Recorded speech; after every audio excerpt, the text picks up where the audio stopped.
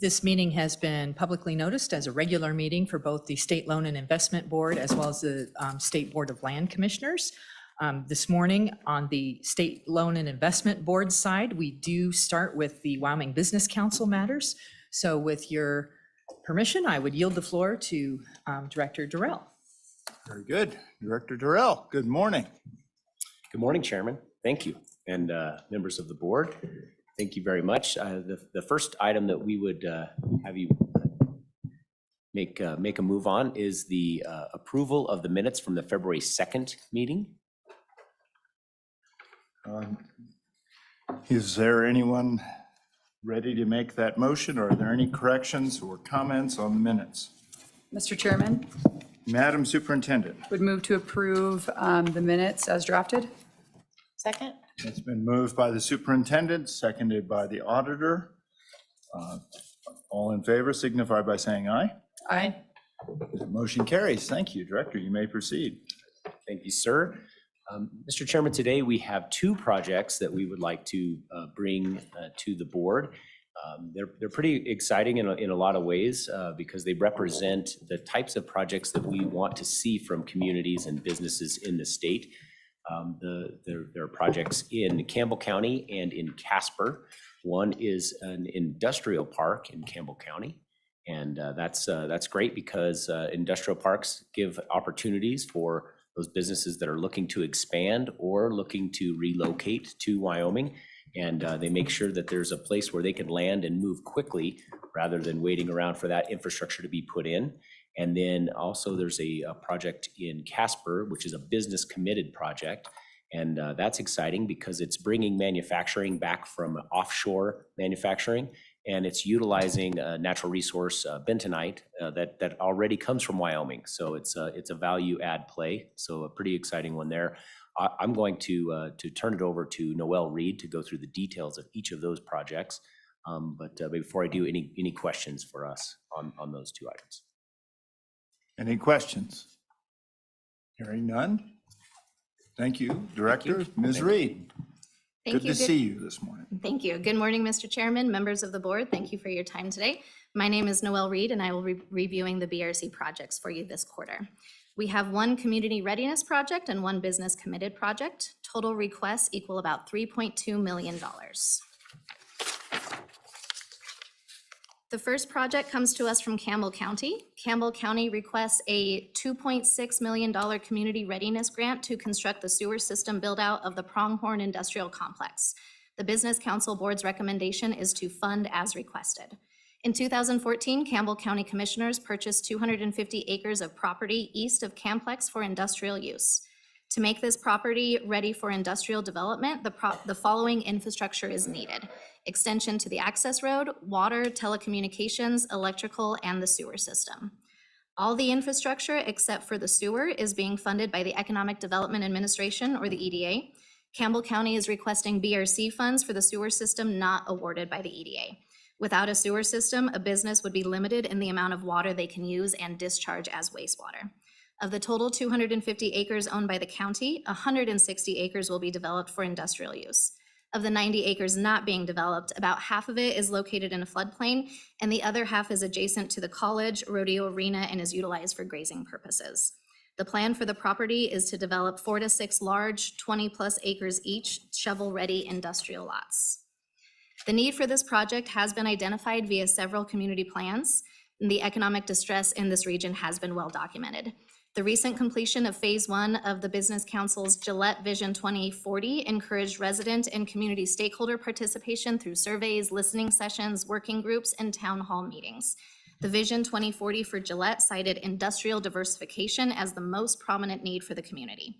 This project is also part of the Carbon Valley Development Plan designed to make Campbell County a hub for alternative carbon products and a leader in the effort to diversify Wyoming's mining industry.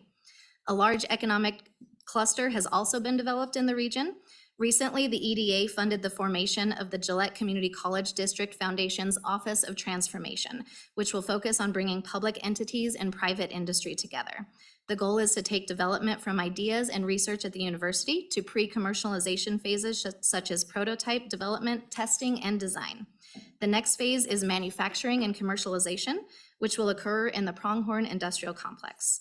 The community envisions the future tenants will form a network providing job-creating commercial development, education, skills training, and research. Furthermore, Wyoming's Innovation Center will feed future tenants and commercial business to the complex. And the community has conducted considerable research and due diligence to ensure the project's success. The University of Wyoming School of Energy Resources Integrated Test Center, Atlas Carbon, and UW's Coal Refinery Project, and UW's Carbon Safe project all support the mission of this and how it will enhance their ecosystem. Furthermore, the EDA has been a strong partner with Campbell County for several years, funding the Wyoming Innovation Center, the Office of Economic Transition, as previously discussed, as well as this project. Other partners in this ecosystem include the Western Welding Academy and the Gillette Community College District.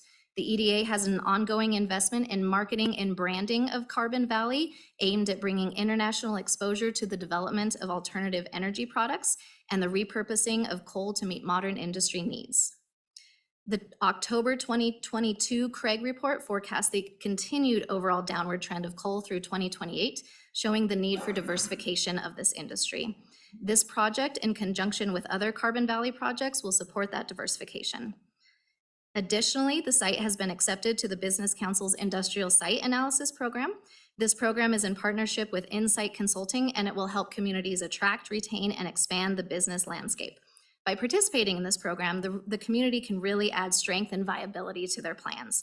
They will receive a very detailed report and information on their site readiness and capacity from an independent third-party consultant.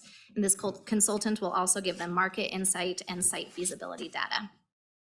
This project also aligns with the state economic development strategy by adding value to one of the state's core industries, and it will also drive innovation to create new markets for Wyoming's extracted goods, encourage development of new technology to create new expansion opportunities, and transform disruption into new economic opportunity.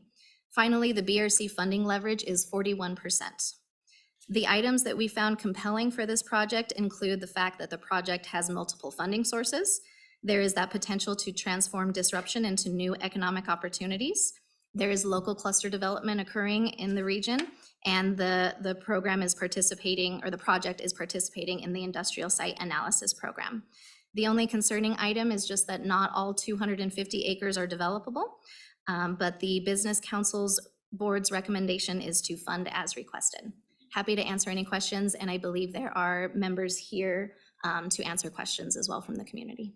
Thank you. Thank you, Ms. Reed. Are there questions for Business Council staff, Ms. Reed? Mr. Or Chairman. please, Superintendent. Thank you, Mr. Chairman. Ms. Reed was just wondering if you could speak to us about some of the interest of the potential tenants. This might be a better question for Mr. Christofferson, but if you could give us a little bit of color on that. Thank you. Yes, thank you, Madam Superintendent. At our Business Council board meeting, the Western Welding Academy did speak at their interest of expanding into this area. They talked about how they're just growing out of their current facility that they have, and so there is some interest there. And I believe the community has spoken with other businesses in the area that would be interested in expansion once the site is fully developed. But I'm sure Mr. Christofferson could go into a little bit more detail there. Thank you. Any follow-up? Thank you. Any other questions? Well, thanks. If anyone is here that would like to address the board, I see Commissioner Ford and others that are here. Oh, there's Phil hiding behind Josh, as usual. So just kidding. If you would like to address the board on this project, please feel free.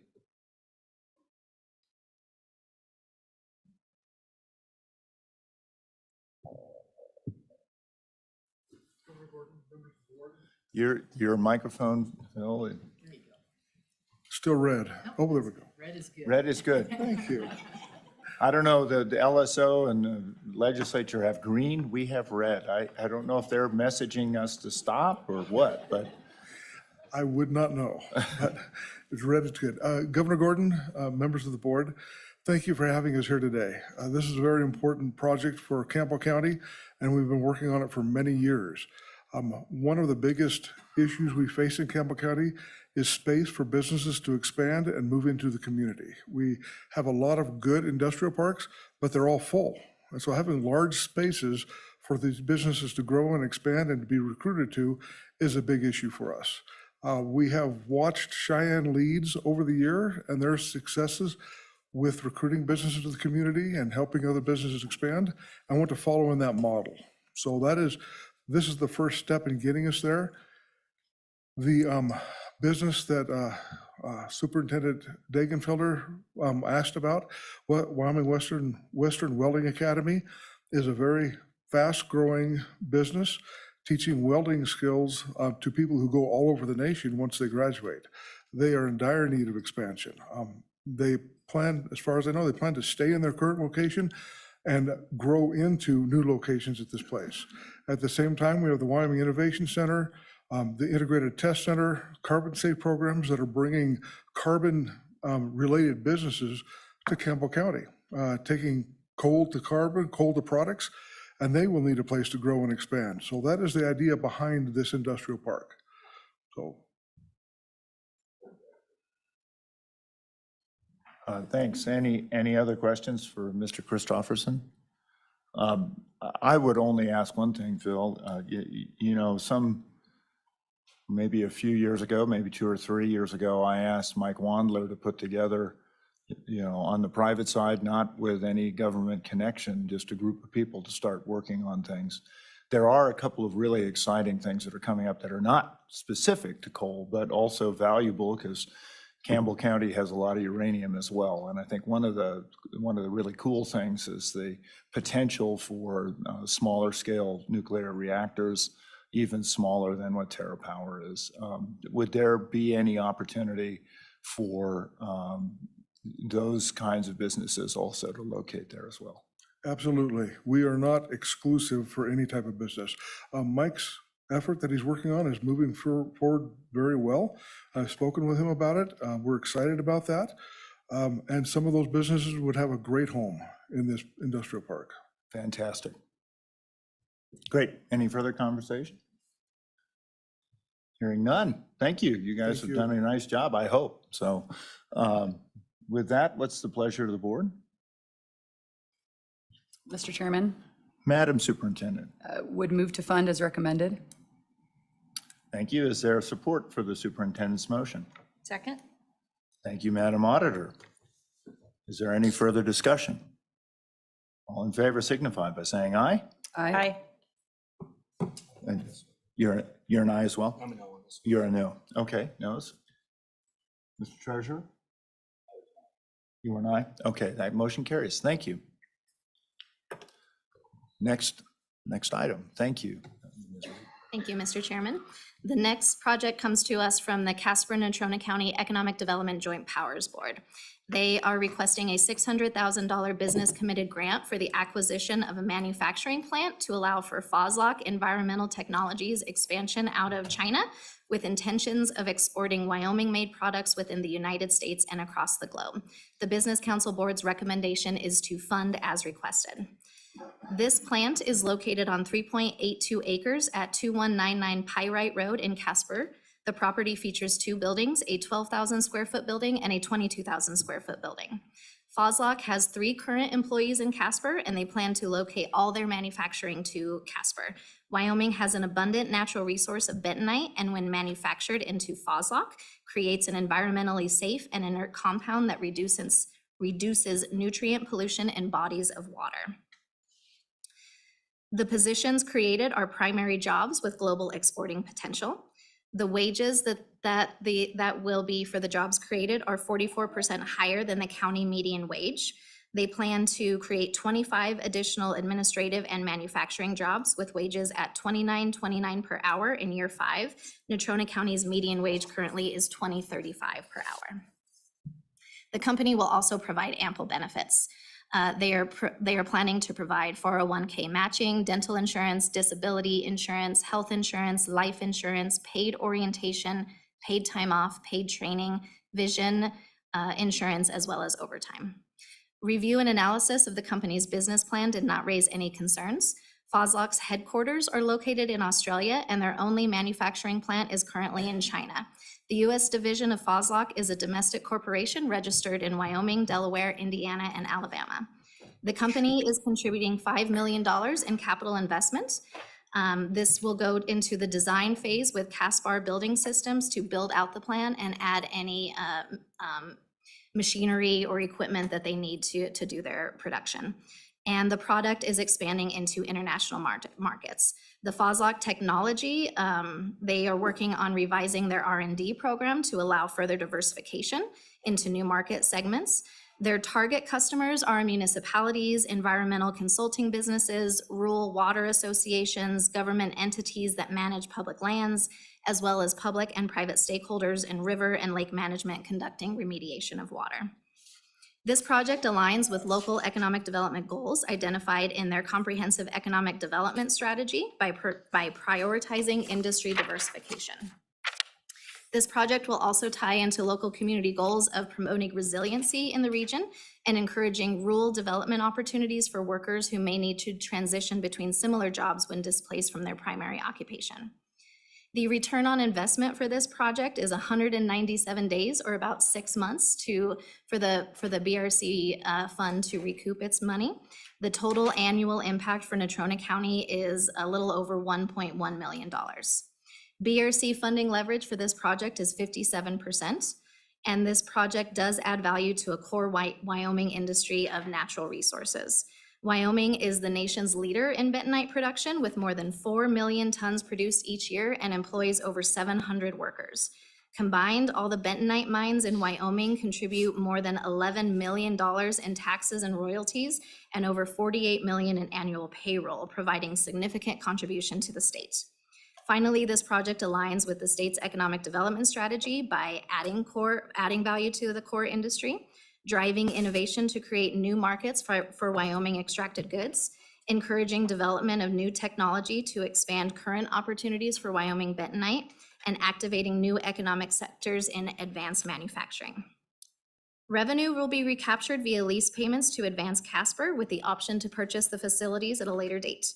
BRC funds will recapture 25% of the grant amount, or $150,000, once the property is sold, and the community will recapture $88,000 in lease payments over 5 years, plus $900,000 upon facility sale. Revenue recaptured locally will be available to Advanced Caspar and the Economic Development Joint Powers Board for future projects that benefit the local community. Some of these may include community events, business expansion loans, and funding to recruit businesses to the Natrona County area. Past funds have been used to relocate companies to Caspar, provide funding for the Caspar Startup Challenge to promote entrepreneurial ventures, and provide loans to businesses looking to expand their workforce in the area. The items that we found compelling for this project was the return on investment being less than a year. This project does encourage development of new technology to expand opportunities for bentonite. There is the $5 million CapEx that the company is contributing to the project, and the wages are 44% higher than the county median wage. The only concerning item that we had for this is that the company headquarters are located in Australia. The Business Council Board does recommend funding as requested. Happy to answer any questions, and I'm sure that there are individuals online that can answer questions as well. Thank you, Ms. Reed. Are there questions from Ms. Reed or the Business Council? If there are none, Mr. Bump, I would note that there are 2 Justin Farleys that seem to be on. And let me just, before I recognize him, is there anyone in the audience here who would like to approach? Okay, Mr. Farley. Chairman, members of the board, thank you very much for having us present today. Just a brief piece of clarity. The Sblc is a 30-year-old publicly traded company in Australia, so their financials and everything is public. You can look up for any of that, and so that they want to expand into the Americas, and that's where Caspar comes into play. So they don't have a plant nor distribution here, and so Caspar will be the hub for both. Thank you. And for the record, Mr. Farley, you are Mr. Farley, is that correct? Yeah. Yes, sir, Mr. Governor, I am Mr. Farley. Okay. Thank you very much. A couple questions. It it suggests that this is now moving production out of China to Wyoming. Is that your understanding of the project as well? So thank you for the question. They are going to continue to do production out of China because it supplies the Asian market and the European markets. Again, this is more of an expansion, but yes, ultimately, they would like to have the opportunity to move all of that into the U.S., dependent on, relations with China and of that. So on one hand, it's an opportunity to diversify their own supply chain and expand it. And then the other side of that is going to diversify them out of the potential political risk of being in that part of the country, or that part of the world, excuse me. Okay, thank you. And are they planning to work then with any of the Thorson companies, Black Hills Bentonite or KC Bentonite or other Bentonite companies? Yes, sir. Mr. Chairman, they've already gone into an agreement. And Bush Heathman, who is their first employee here in Casper, Wyoming, who should also be on that call, could possibly speak to that in a little more detail. But they have found not all bentonite apparently is created equal. They have found a bentonite here in the area that meets their molecular structure that is good for their product. And so, yes, it is a local Casper company that they're going to get their bentonite from, which is 90+% of their overall product. Fantastic. Further questions? Any questions from members of the board? Okay, and there is another Justin Farley, or at least you're on twice. So if there is any further comment, please, now is the time. The other Justin Farley might in fact be Bush Heathman. I don't know. Okay. Is there any other comment on this? Well, it's exciting to see a new product line, and other than kitty litter, coming from bentonite in Wyoming. With that, members of the board, what's your pleasure? Mr. Chairman, Yes, Madam Auditor. I'd move approval of a $600,000 BRC grant as requested. Is there support for the auditor's motion? It's been seconded by the treasurer. Any discussion? Hearing none, all in favor signify by saying aye. Aye. Nays? That motion carries. Director, what more have you got for us? Well, Mr. Chairman, members of the board, the only thing I have left is to say thank you for your time today, and that is all of the projects for this quarter. So thank you very much and appreciate the consideration. Well, thank you, and thank your board for their work. Thank your staff as well. Thanks. Madam Director.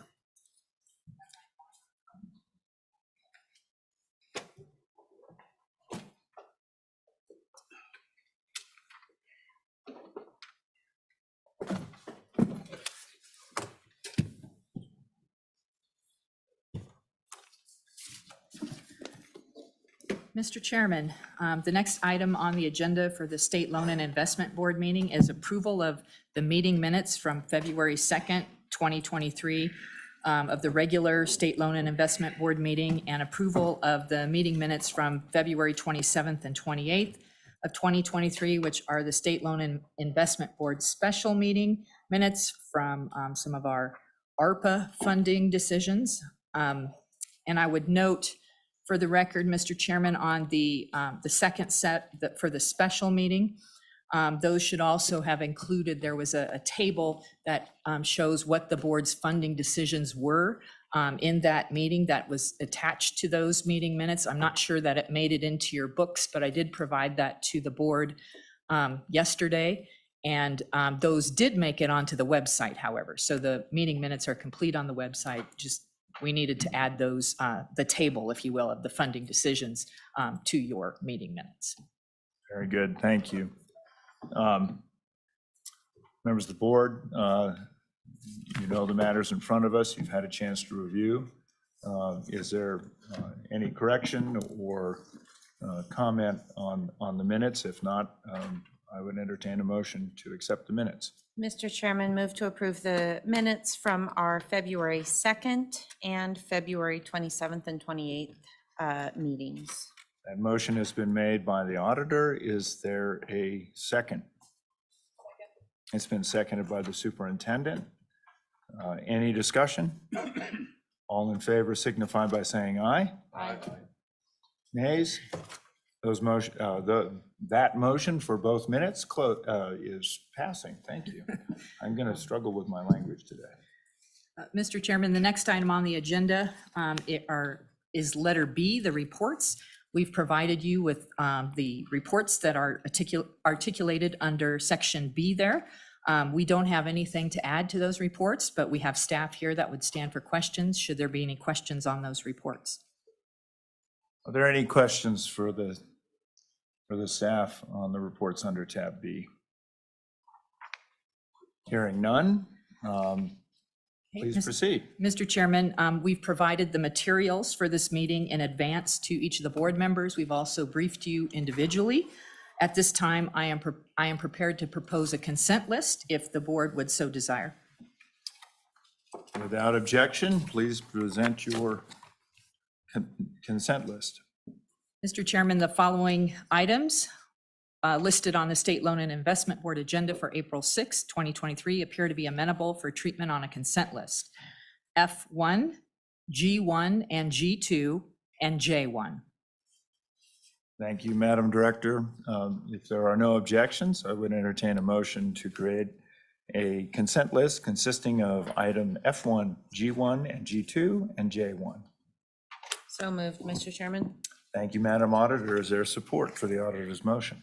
Second. It's been seconded by the superintendent. All in favor signify by saying aye. Aye. Nays? We have a consent list. I would entertain a motion to approve the director's recommendations on the consent list items, which are for F1, G1, and G2, and J1. So moved, Mr. Chairman. Thank you, Madam Auditor. Is there support?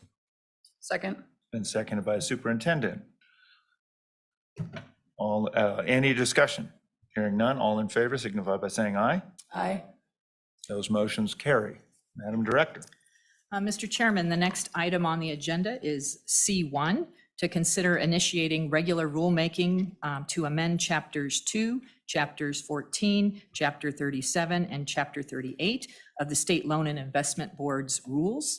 During the 2023 legislative session, the Wyoming legislature enacted Senate Enrolled Act number 37, or 2023 Wyoming Session Laws, Chapter 135, which became effective immediately. The legislation amends several of the loan programs which are under the purview of the State Loan and Investment Board. These are the Capital Construction Loan Program under Chapter 38, the Farm Loan Program under Chapter 7, the Wyoming Joint Powers Act Loan Program under Chapter 2, and the Student Dormitory Capital Construction Loan under Chapter 37. In order to keep the board's rules compliant with the new legislation, we are recommending that the board move forward with amending these chapters. Our proposed amendments include for Chapter 2, the Wyoming Joint Powers Act loans. We propose amending Section 1 on authority to note that the board no longer has authority to issue JPA loans. With respect to Chapter 37, same thing, amending Section 1, noting that the board no longer has authority to issue the student dormitory loans. With respect to Chapter 38, capital construction loans, we propose amending Section 2 in the definitions to define terms related to the newly eligible entities. For Section 4, eligible applicants should include airport boards, joint powers boards, and certain special districts. Section 5 of Chapter 38, the eligible purposes would include airport projects. Section 6, the application procedures to add the application requirements specific to the newly eligible entities. And additionally, we're recommending some non-substantive stylistic changes. Then with respect to Chapter 14, we would propose amending Section 2 to add on the origination fee for capital construction loans.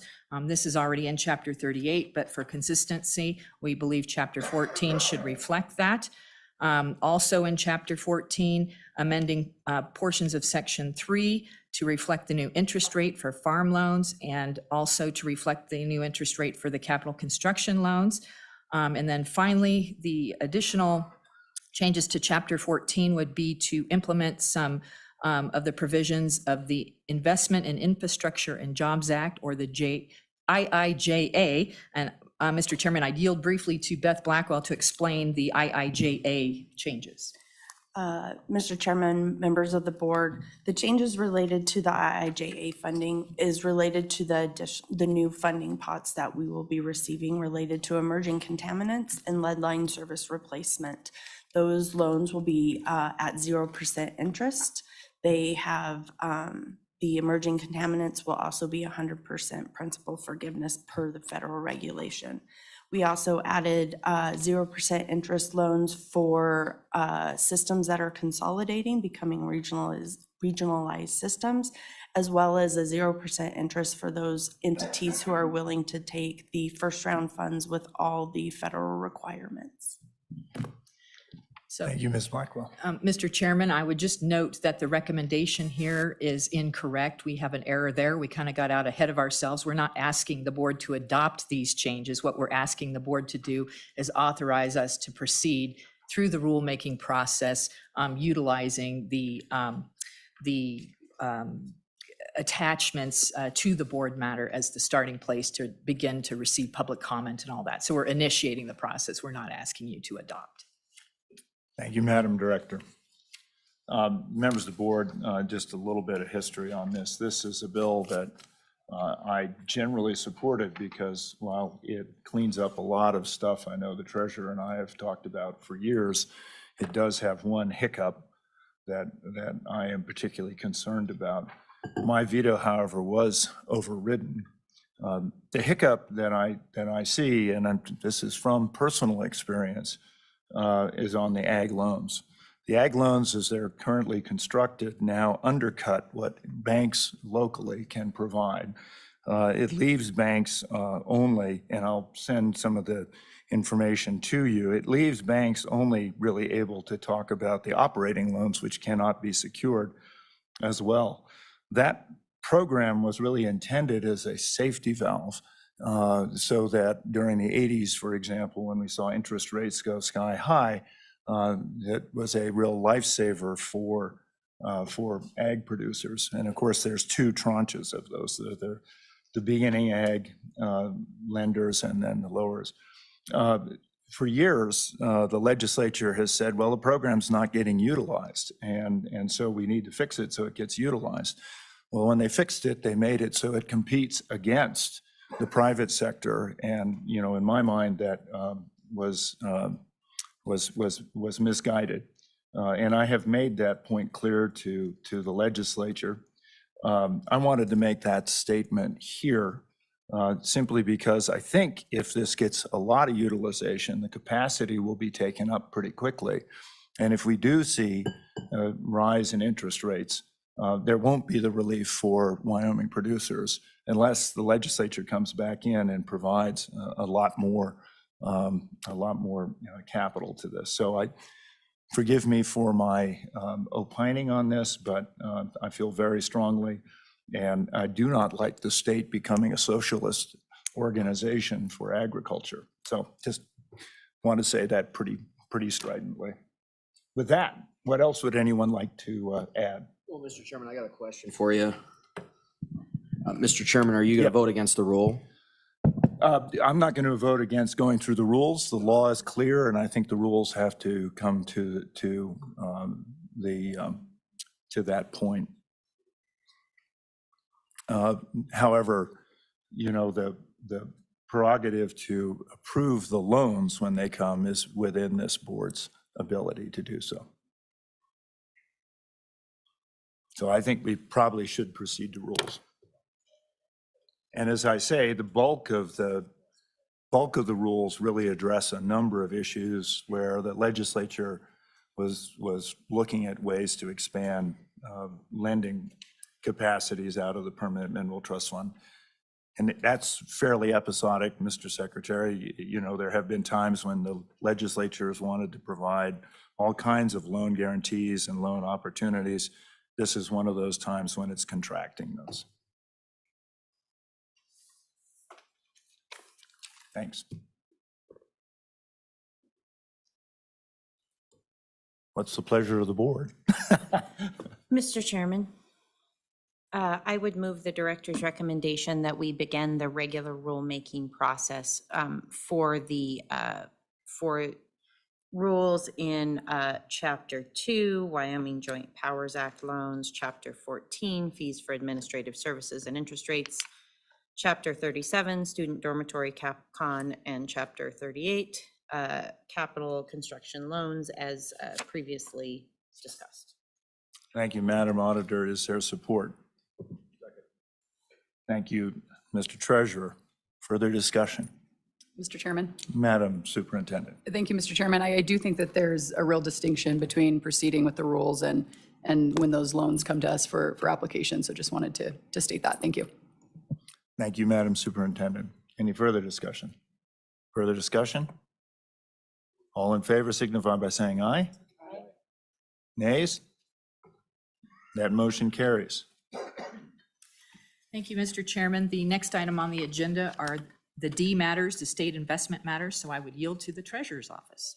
Mr. Treasurer. There we go. Thank you, Mr. Chairman. We have with us today our CIO, Patrick Fleming. And in here, I think one of the first things we've got are the Wyoming program, right? Yeah. Yes, sir. Okay. Go ahead, Patrick.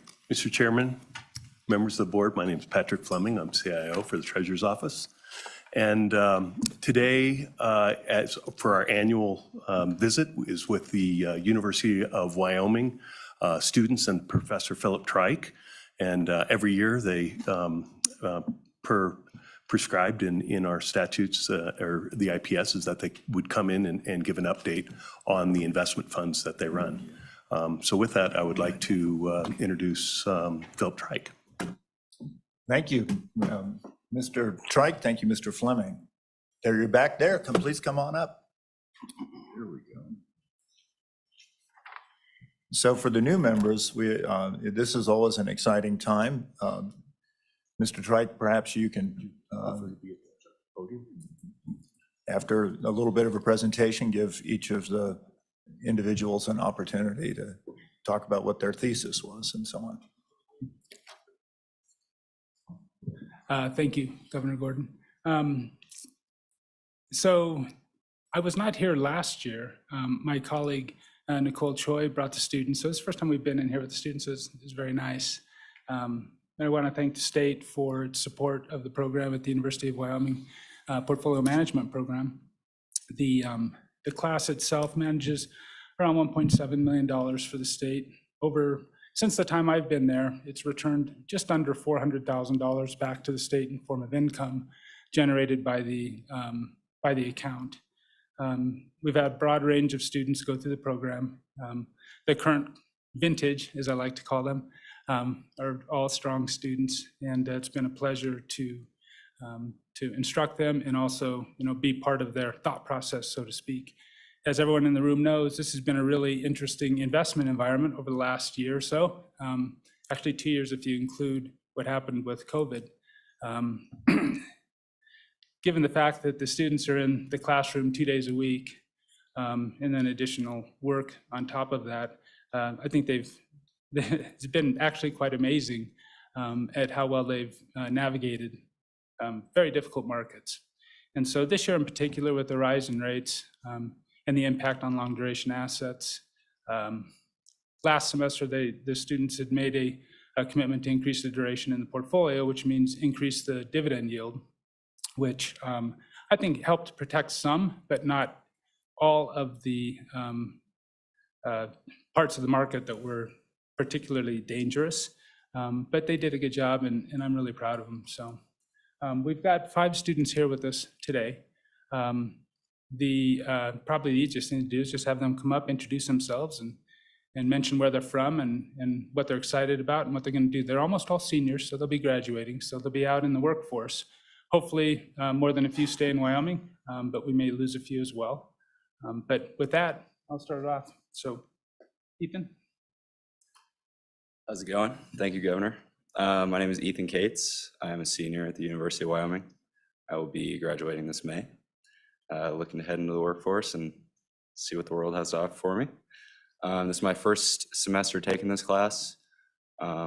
It's been very enjoyable so far to learn how to manage a portfolio and learn the tricks of the trade. And it's been really interesting to see the markets this year with how interest rates are going and how that affects the bonds and stocks. And yeah, it's been great to learn from Philip. He's a very good teacher, and I think the state money is in very good hands with this program. Thanks, Ethan. Any particular, you talked about bonds and what's happening to interest rates. What sorts of things have you learned or have you tried to bring to the portfolio? I think from what I've learned, I think moving forward with upgrading our weights in the energy sector and the technology sector are going to be crucial moving forward. With oil and gas companies, I think those are good investments. Some of them may not be great because of they're very debt-intensive companies. But I think moving forward, the energy sector is kind of what we've been looking for to move forward, getting heavier weights into. Thank you. Yep. Mr. Chairman, Madam Auditor. I'd like to know where everybody's from, maybe when they do their little introduction. Okay, so can you hear me? My name is Yep. Clayton Pennybaker. I'm a senior and I'm going to graduate in finance. I'm from California originally, the Fresno area, if any of y'all are familiar. I'm going to be entering into the workforce. I'm not too sure what I want to do yet. I might get into finance or ranch management.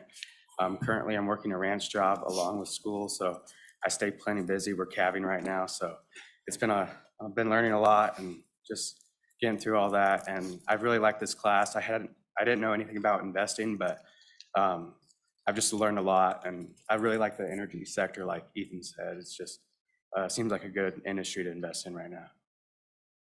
Wonderful. And Fresno has the lowest housing costs of major cities in the country. So Yeah. California's still really expensive, but it's a town, that's for sure. yeah, fantastic. Yeah. And Mr. maybe Treasurer. all of the at one time, I'm just wondering, you guys all took this class when you were seniors. Would have you rather taken it when you were a junior if it was offered? Would that work into your schedule better, or just curious? I think it's good the senior year because I can apply all the information I've learned so far.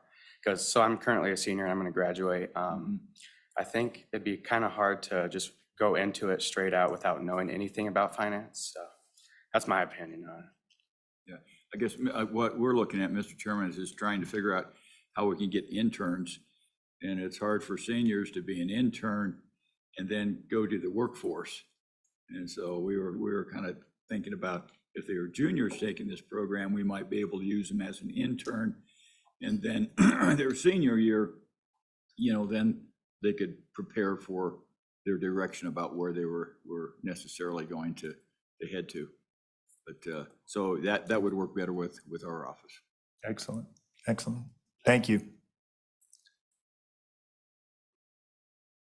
Firstly, thank you all. It's a privilege to be here. My name is Ethan Brunso. I'm actually originally from Illinois, and I'm also going to be a senior graduating. And what I'm looking to get into is sales and trading, specifically fixed income. But I've enjoyed working in equities as well. So it's been great to be a part of this program and get exposure to Bloomberg and real time working with the markets. Thanks. Any questions? Fascinating time to be in the markets, as you know. Most So, definitely. yeah. Mr.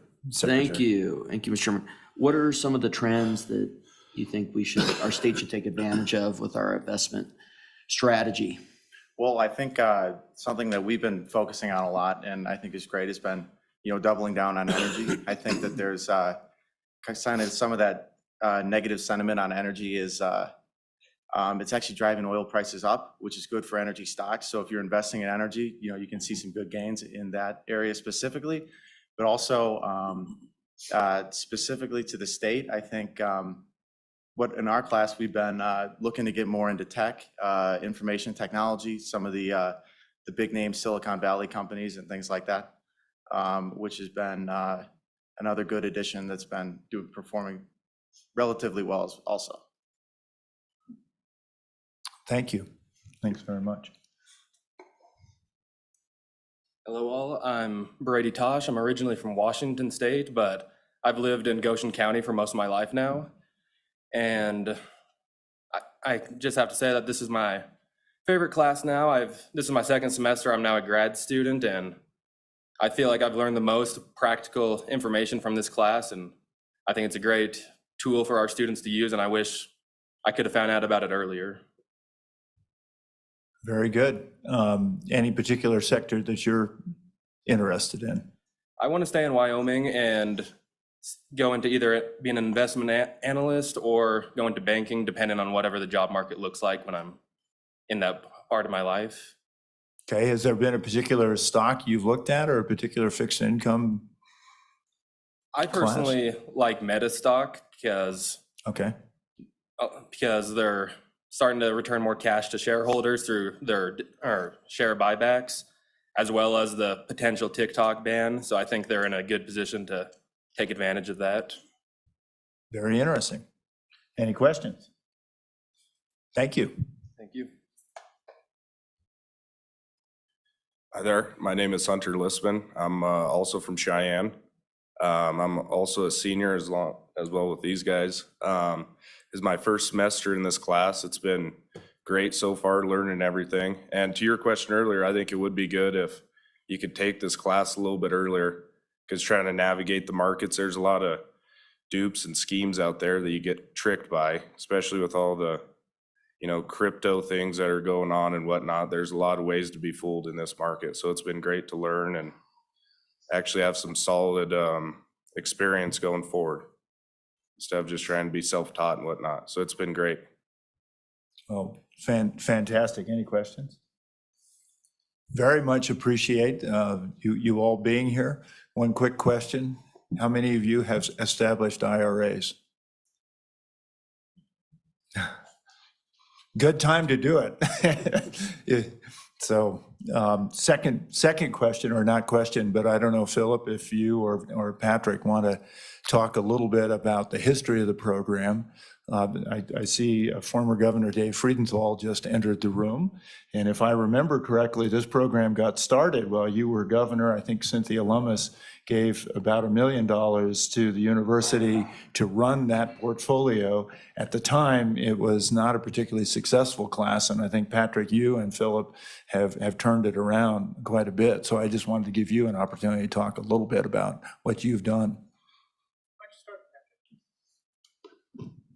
Thank you, Mr. Chairman. This program is very near and dear to my heart because when I came back and started working at the university, took over a program at the time, that $1 million had been depleted down to $600,000. And when I took it over, I said, yeah, I'd be happy to do this, but I do not want to be on the hook for that $400,000 loss. And they re-upped it to $1 million at that time. And then, as Philip mentioned, with the not only the payments, but the amount that we've increased over that time, it's really been a great experience. And the best part of it is for the kids of Wyoming. I mean, that's something that it has such a meaningful impact. I remember having students, I had one student who gave me his Medal of Honor, and he said, you changed my life. I thought I was going to be sitting on a tractor, and here I am, sitting on the beaches in California doing something that I had no idea. And that is more meaningful to me than, 30 years of Wall Street and all these other things, when you see you can make a significant impact on a person's life. And that's what Philip is doing now. One other thing I just do want to mention, you are doing the CSU stock. So CSU, who actually I think is leaps and bounds ahead of Wyoming, unfortunately, as a treasurer mentioned, they actually have the program set up so where the students could take this class their junior year. It's just the way it's set up now, it's very difficult for them to do so. And so one of our interns last year, you just don't have those juniors with the experience that these students would have. And so it's hard to hire someone for our summer intern program. But the CSU program, where they compete against schools all throughout the country, and we are going to have 2 judges on the panel, but the first prize is $10,000. So it's a meaningful impact. And previously, Philip's crew has done very, very well, and we're hoping for the big W. It's not like we're the New England Patriots and we have any inside. But we do. We have 2 judges, so hopefully we'll see what happens. But good luck, Ms. Treasurer. And Philip, one of the things, this program has been around for a while, but I guess have you ever thought about how you would like to grow it, change it, enhance it, so it would be I guess more effective and a larger program and I'd really welcome the time to sit down with you and see, how the treasurer's office could be, I guess, involved in that in any way we can, because, getting people to understand and actually know what they're doing when they're investing is extremely important, and just for themselves, as Patrick said, but I think also for the state that I would really like to see more of the state become have a financial center of investing, and I think we can do that. But I think that I think it starts at the bottom up and starts with a lot of people doing a lot of different things. I'd really like to have the opportunity to sit down with you and see how we can move this to a different level. Yeah, the curriculum changes have impacted the program over the past few years, and it's more a function of budget cuts that the entire state felt. But I agree with you. It would be really nice to have juniors and sometimes even sophomores, because I'll have engineering students come through the class that don't have the prerequisites but have solid math background that they're able to step up and get right on it. So we've thought about changing the program, and there's been some work towards that. It's like there's Portfolio Management 1, Portfolio Management 2, but you always have a mix of students in each one. So you can have someone that hasn't had the class yet because it works with their class schedule to have 2 versus 1. So we've been unable to have like an analyst program going into a portfolio management program in the next semester. But these are all, I think these are things that we can solve, but we are somewhat hamstrung. This is an elective. And so there are other electives that students are taking. So there's only so much in their curriculum that they can fit in. So for us, I think if we had access to younger students, we'd probably have a bigger pool going through there, and certainly would help in your hiring for summer interns, because once they're graduating, it kind of, you'd like to have them for 2 semesters if you could, or 2 summers. I don't know what animal science is, but when I was there, I think I had 92 hours of electives. So yeah, it's really shrunk. It really shrunk in the College of Business, at least. And I know that the new dean of the business school is working to change that, but the prior program that was, again, due to budget cuts, they cut it down, so it's unfortunate. Very good. Madam Auditor. Professor, how large is the class? Right now we have 11 in one class and 10, so about 21, I think, 21. I think the class is fabulous. This is one of my favorite meetings of the year. I'd like to see some ladies. Yeah, so I hope you're recruiting. We're good at counting money too. Yeah, and that is actually, it's really interesting. We have, I mean, it's a gender gap, I don't know what you want to call it, but we just don't have enough young ladies that are pursuing finance. And you're right, we need to change that, because it's it's important. And it really is. We have one young lady in our class. So. Good point. Yeah. Thank you very much. Thank you very much. Any other comments?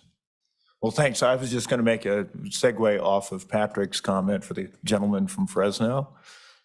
If you do a really good job at investing, you can afford a really nice tractor. Which anymore is like sitting on a beach because you don't even have to drive the sucker. But anyway, thanks very much for being here. If it's all right with the board here, we've traditionally taken a picture. So if there's nothing more, Professor, we can probably come around the front here and Sure.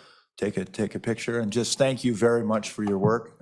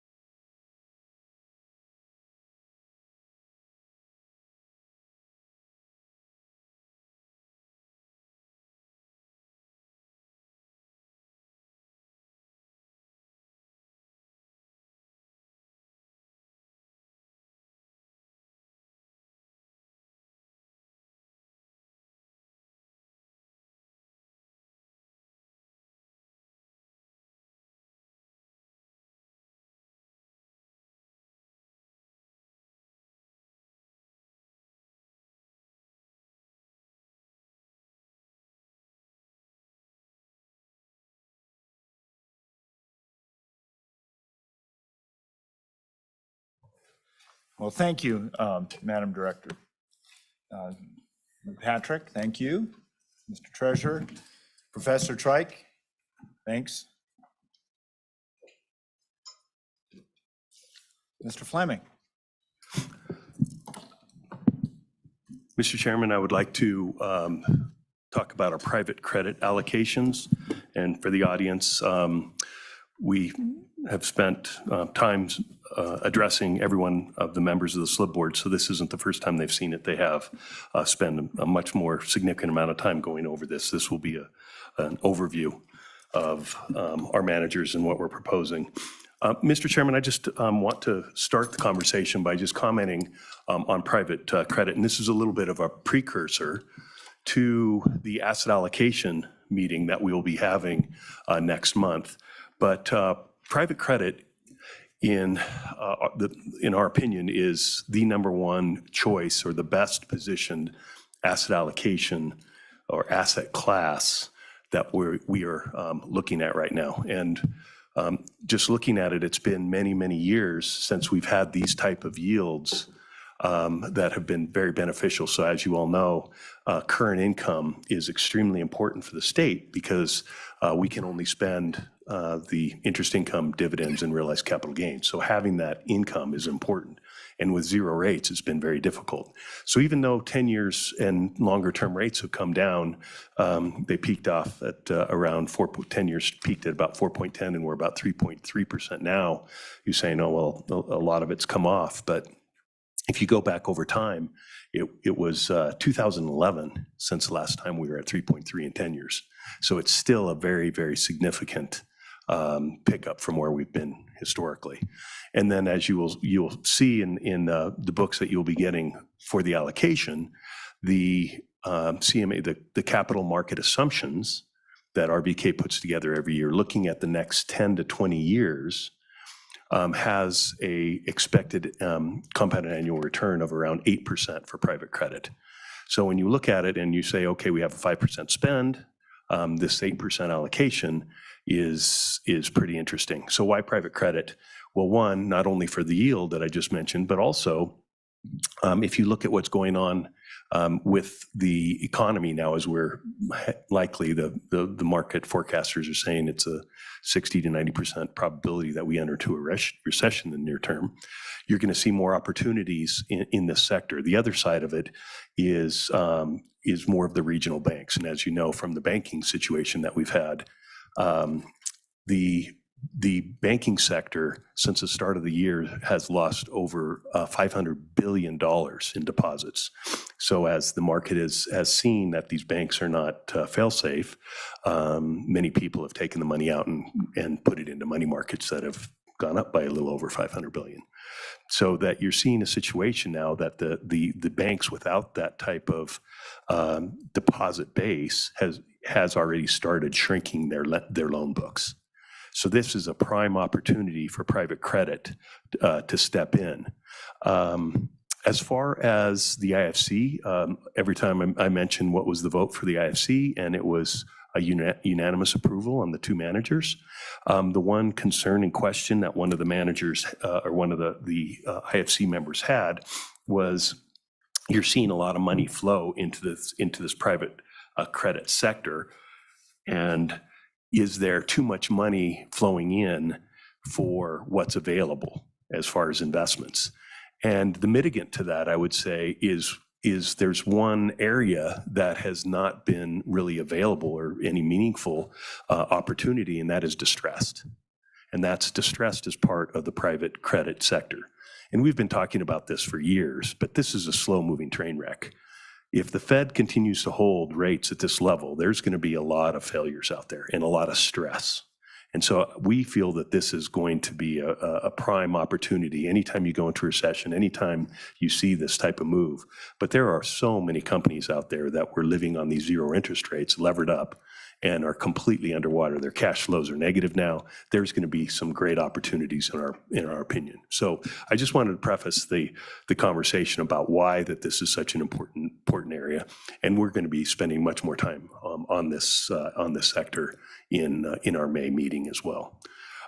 So if there's no questions, I can pass that over to Caleb to start with our two managers. Any questions? I got it. Mr. Secretary.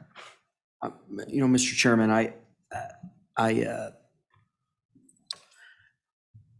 we could maybe cover this at the end if you think it's more appropriate. And I'm going to ask them specifically as well. I talked with Caleb about it yesterday. But I can't support any of these advisors that don't have a clear answer that they're not going down this ESG route. Okay. So what have been the conversations on that? And not only the talk, I mean, how do we know that they're not part of this? Thank you. Mr. Chairman, Secretary Gray, great comment. And this is something that we'll also be speaking at in the May meeting and looking at it. But one of the things that we look at in the very first paragraph of our IPS, our investment policy statement, we specifically state we are looking for the highest risk-adjusted return. And so if we have any manager that is not going to invest in a company because of their personal beliefs, by mandate, they have to follow this. And hopefully we'll be able to strengthen that language to just spell it out. But that is something that we specifically look at and say, we don't care what your belief is. If you are not looking at these companies, regardless of what they're looking at, it's a non-starter. And across the board, what all of the funds that we've been looking at, we actually have been finding that so many people have sidestepped this area that we feel that there's been some great opportunity. And that's one of the things that's kind of been lost, is that many of these managers in our funds that we're looking at now, these are specialized ones. I'm talking about a broad-based area, but there are some tremendous opportunities because people have exited this field, and we've already stepped in a meaningful way and will continue to do so. But if we ever find a manager that we feel that say, well, we don't like, coal, like BlackRock says, Larry Fink says he doesn't like that. And yet they own a coal company in our portfolio. So it's a non-starter. If there is anyone who is going to put in front of the state of Wyoming the highest risk-adjusted return, then they will no longer be managing for us.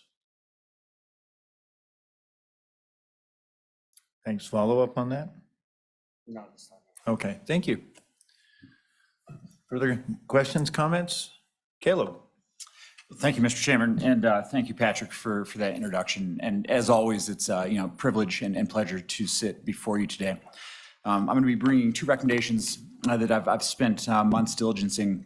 I'm very excited to have both of these managers. They've both made the long trip to Cheyenne to show their commitment to the state to deliver on the promise and the stated objectives for both of these funds. I just want to give a quick introduction and highlight. We're going to begin with Aries and their Pathfinder 2 fund. And I'm going to be recommending an initial commitment of $100 million to the Aries Pathfinder 2 fund. I want to spend a few minutes just kind of highlighting at a high level kind of what are the objectives of this fund. Well, first and foremost, it's really to generate significant current income, as Mr. Fleming alluded to, and realize long-term capital appreciation, really through a flexible strategy, investing in asset-focused investment opportunities in the United States as well as parts of Europe. The targeted returns for the fund are 11 to 15% net with unlevered, which is paramount in this environment, with targeted multiple of 1.5 to 1.75 times. They will distribute yield on a quarterly basis, and the fund is targeting a $5 billion capital raise. If approved, we would be participating in the first capital raise of this particular vehicle. The investment period is 3 years, which is industry standard, with a nice LP extension at the end of the 3-year window of 2 years if we so elect. The total fund life is 8 years in total from the first capital call. So why am I recommending an investment in Aries in the Pathfinder 2 series? So by way of background, Aries dates back to 1997. They're an extremely large firm, 2,500 employees with almost $350 billion in AUM. This particular team has over 58 investment professionals, averaging over 21 years of experience focusing on this fund. It's a very well-seasoned team. Aries is really considered to be the best-in-class, asset-backed, and specialty finance lender in the alternative credit space. The firm launched its first dedicated strategy in 2020 with the Pathfinder 1 series, and the fund is the second in the series. However, it is paramount to highlight that Aries has been investing in alternative credit since 2011, with over $28 billion invested over the last decade. The fund will provide a broadly diversified exposure to pools of, for example, consumer loans, FinCo loans, asset portfolios, lease portfolios, etc. Fund 1 embodies a very diversified portfolio spanning aircraft leases, triple net lease portfolios, shipping containers, consumer loans, etc. The team really is looking to focus on contractual cash flows, structural protections, amortization, and seniority and priority over cash flows. Really, the combination of these attributes is what makes this fund so special and ensures their ability to achieve consistency in both investment yield and return of capital.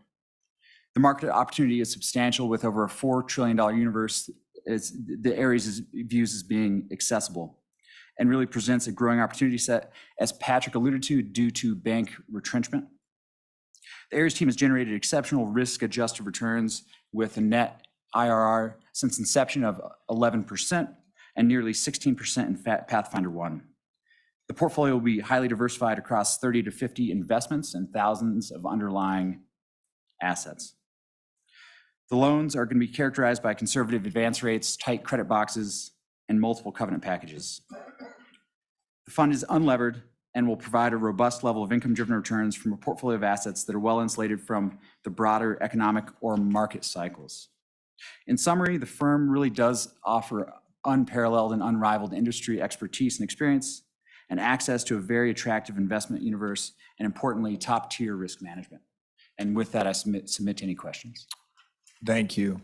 Any questions from Mr. Simpson? Please, Secretary. Actually, I'll ask it later. Okay. Advisors. Thanks. Further questions? So, Mr. Fleming, and Mr. Treasurer, what I guess I wanted to just touch base for the new members, we have a contract as a board that we will be contemplating either renewing or changing in a year's time for our investment consultant. RVK, Josh Keevan, is online. His job is to report to the board. He is your asset if you have questions to ask. But they also have a relationship with the treasurer's office. And when, and I think, Mr. Treasurer, you have followed my opportunity to sort of say, let's disconnect the consultant for the board from your ability to hire whatever consultant you need to support the office. So it's a distinct relationship. Correct me if I'm wrong on that.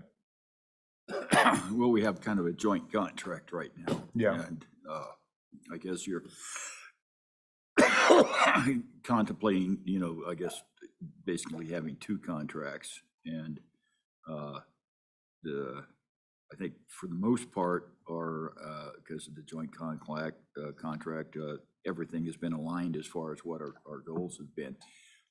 There can be at certain times, I think, maybe a misalignment that may occur between the board and the treasurer's office at some time. And then you have to say, well, it's hard for one company to serve two masters from that perspective. So, that's a discussion I think that, that we can have. RVK certainly is best in class. They've got awards, year after year after year, Yeah. And I guess it's whether or not we feel that there's that so-called Chinese firewall that can be there between, different issues. And Mr. Treasurer, my point is it's a delicate dance, but I think having those two disciplines is good. Otherwise, you just end up grading your own homework, which you can always give yourself really good grades. Now, RVK has been phenomenal in handling the sort of dual purposes here over the years, but I wanted to have that as an introduction. Mr. Keevan. Mr. Chairman. Do you have anything you want to add to Mr. Simpson's presentation? Just at a high level, Mr. Chairman, members of the board, Josh Keevan, Senior Consultant with RVK. This is a best idea from RVK's perspective. We've had several clients invested in Fund 1, and at every step of the way, this team at Ares has delivered exactly as we had hoped that they would. We do see this as one of the best risk-adjusted return opportunities available today. Teams delivered, as Mr. Simpson noted, about an 11% IRR historically, with a historical loss rate that is around 0.09%. So very de minimis loss. One of the deepest teams and also one of the most well-resourced teams. This is a very data-intensive investment strategy. And we would echo Mr. Fleming's comments that we see the market environment as particularly appealing for both of the strategies that you're going to be hearing from today, simply because there's the post-pandemic environment and the significant rise in interest rates has created this opportunity where financing is just not as available to these more customized, bespoke private credit opportunities. Thank you. And Mr. Caleb, is there anybody from or Mr. Simpson, sorry, anybody from the IFC here as well today? Thank you, Mr. Chairman. No, there are no participants from the IFC today. And so the for Mr. Keevan? Yeah. Okay. Thank you, Mr. Chairman. Mr. Keevan, can you run through, I'm looking at the slide deck here. How does a private credit vehicle for shipping containers, what does that look like, T to Green? Can you run through that? Because I just want to take one of these things that they're investing in and sort of understand it from T to Green and tap into your knowledge on how that works. Yeah, Mr. Chairman, Secretary Gray, I think you've got Ares there who can actually give you probably a much more in-depth rundown of that, but I would try to simplify this asset class for you in the following way. Loans are, I mean, fixed income, start there. Fixed income is essentially a loan investment. And so a loan often has an asset that backs it, collateral. And so in the case of a shipping container, you're talking about that as the collateral for the loan. And loans can be publicly traded, or they can be private. So this is actually, even though it's an asset that class that has a lot of, it seems complex, and does have some complexity around it, it can actually be understood in fairly simple terms. These are loans that are backed by assets for the most part. They just happen to be privately negotiated, which often means smaller deal sizes, but not always.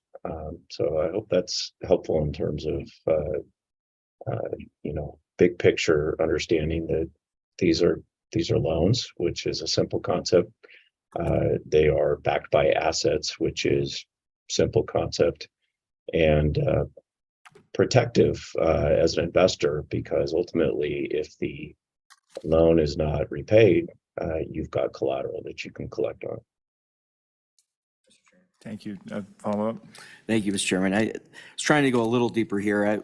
I guess what I'm asking is, are these being securitized, and how are we ensuring that those securities are strong? I mean, not just being, you're just not getting a diversity of loans just based on location, but in fact, we're ensuring that they are, that you have other aspects of that diversification there that is going to ensure the security is strong. Yeah, Mr. Chairman, Secretary Gray, this is where the complexity comes in, is the securitization of these assets. As I think we've all learned in the past, especially going back to the great financial crisis, securitization, if you don't understand what you're owning, and perhaps this is where your question is coming from, it can lead to investments that sound great, but really aren't. This is actually one of from our perspective, the strengths of the Ares team is they have the experience and the tools to dig into the structure of these loans and understand exactly where they fit in terms of their security in that structure. That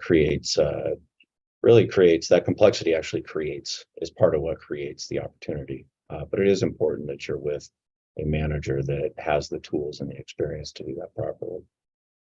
Mr. Treasurer, and we'll have the opportunity for. Yeah, I think Caleb can get into this a lot in more detail, but the other aspect of the business plans, of course, is they're just certainly just not buying and selling things. They're actually generating revenue, by the ownership of the asset. So, that's the other, I guess, part of the puzzle is the cash flow that's associated with the ownership and the management.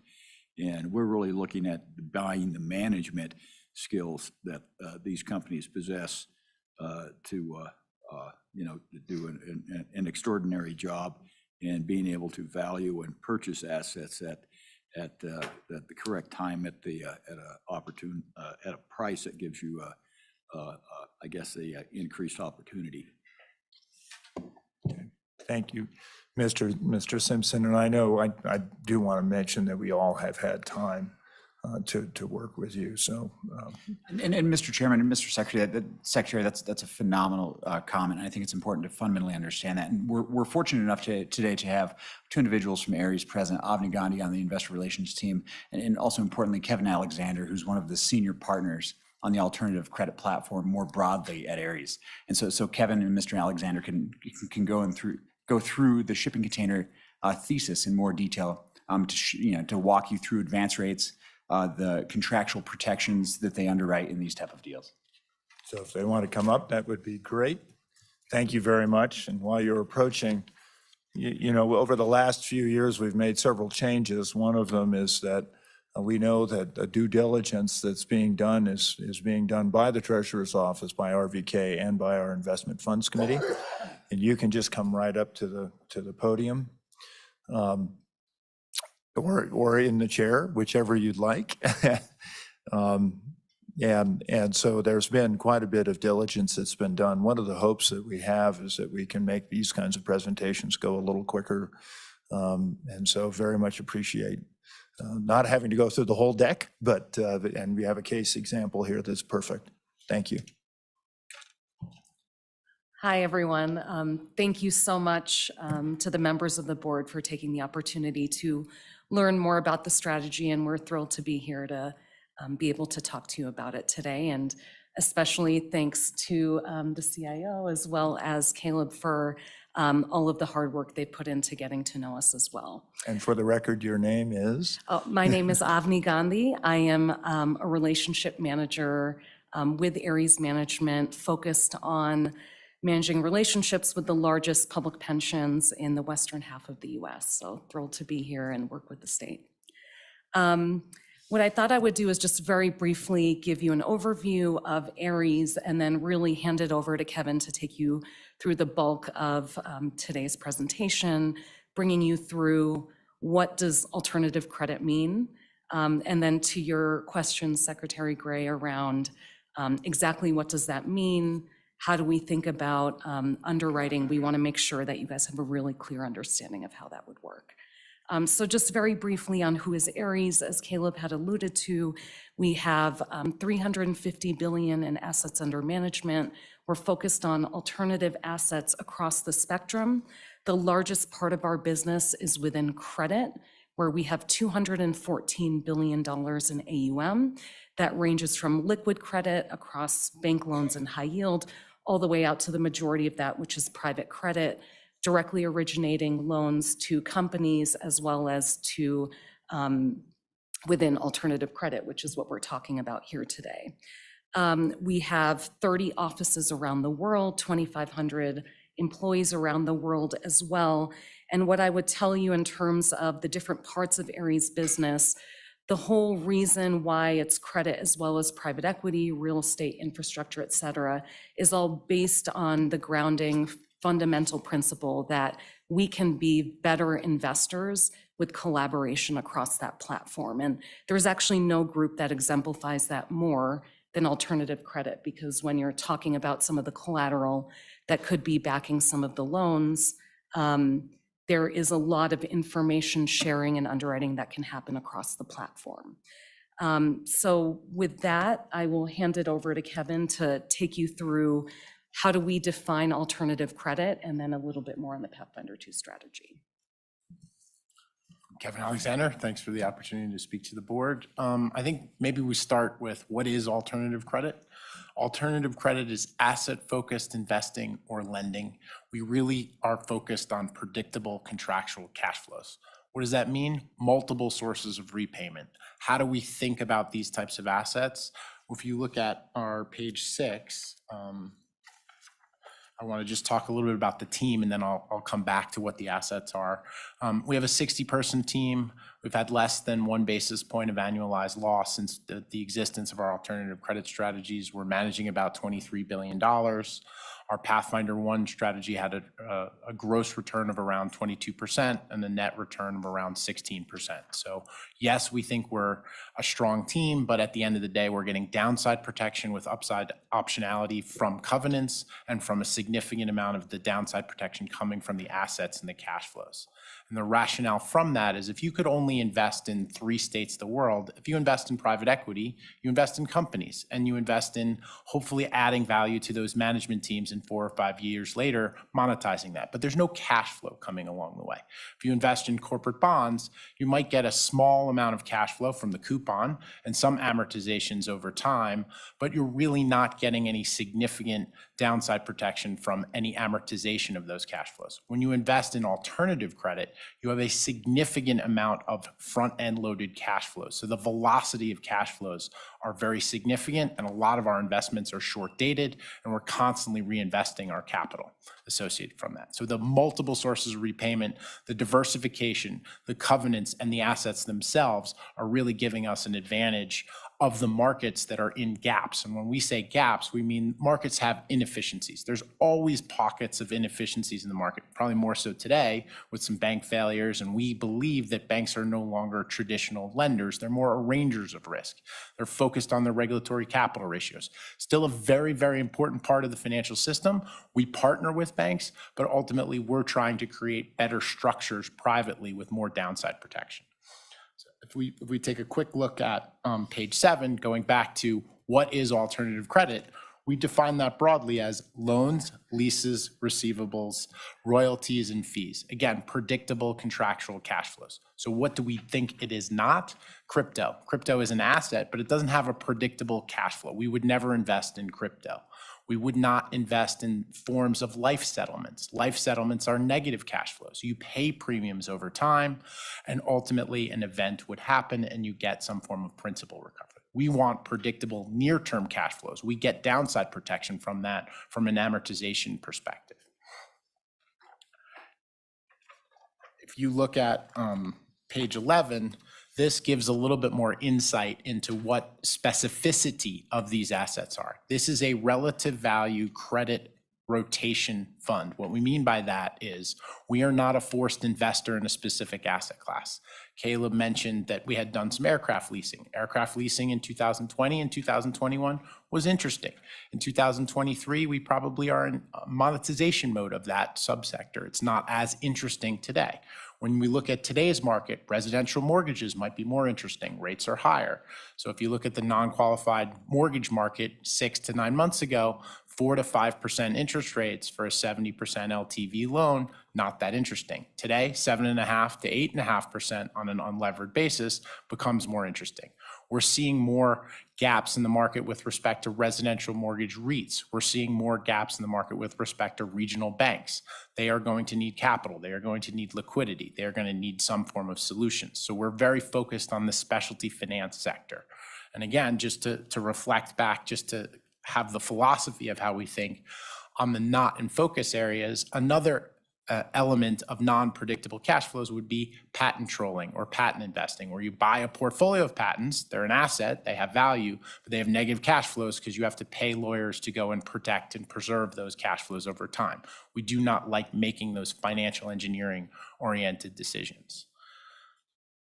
If we look at the last page and try to answer your question, and I'm happy to take more questions on the shipping containers, we want multiple sources of repayment. We want effectively to have significant diversity, and we want to be able to control our own destiny. So in a shipping container transaction, how does that fit into alternative credit? We bought shipping containers. Shipping containers are assets, so they have value, but shipping containers also can be leased, so they become cash flows immediately. And we work with an operating partner to effectively lease out those cash flows. And then you are correct, we securitize them in the market. But then we have the decision tree of absorbing those cash flows over time, and then also potentially selling those shipping containers in today's market. We did not have the foresight to understand that there was going to be a global supply chain issue that was more of the upside optionality associated with this type of investment. We are continuing to look for other opportunities within the shipping container industry, but this is a relatively small transaction within the Pathfinder 1 series, but it is relatively diverse in the sense that we control 170,000 shipping containers. We have the ability to sell some of them off, and we are, and we do have the ability to extend leases with our operating partner. And we'll continue to look for opportunities for Pathfinder 2 within the shipping container sector, but it's probably not the most in focus of today.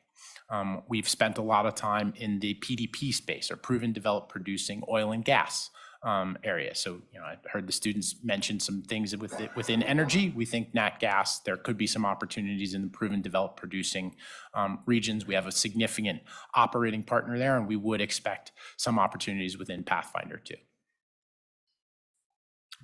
Follow up, Mr. Secretary. Well, thank you, Mr. Chairman.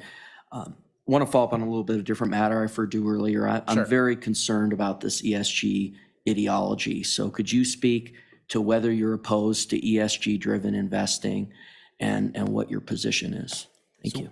We're fundamental investors in cash flows. So our view of ESG is we want to provide a risk-adjusted return on a predictable contractual cash flow.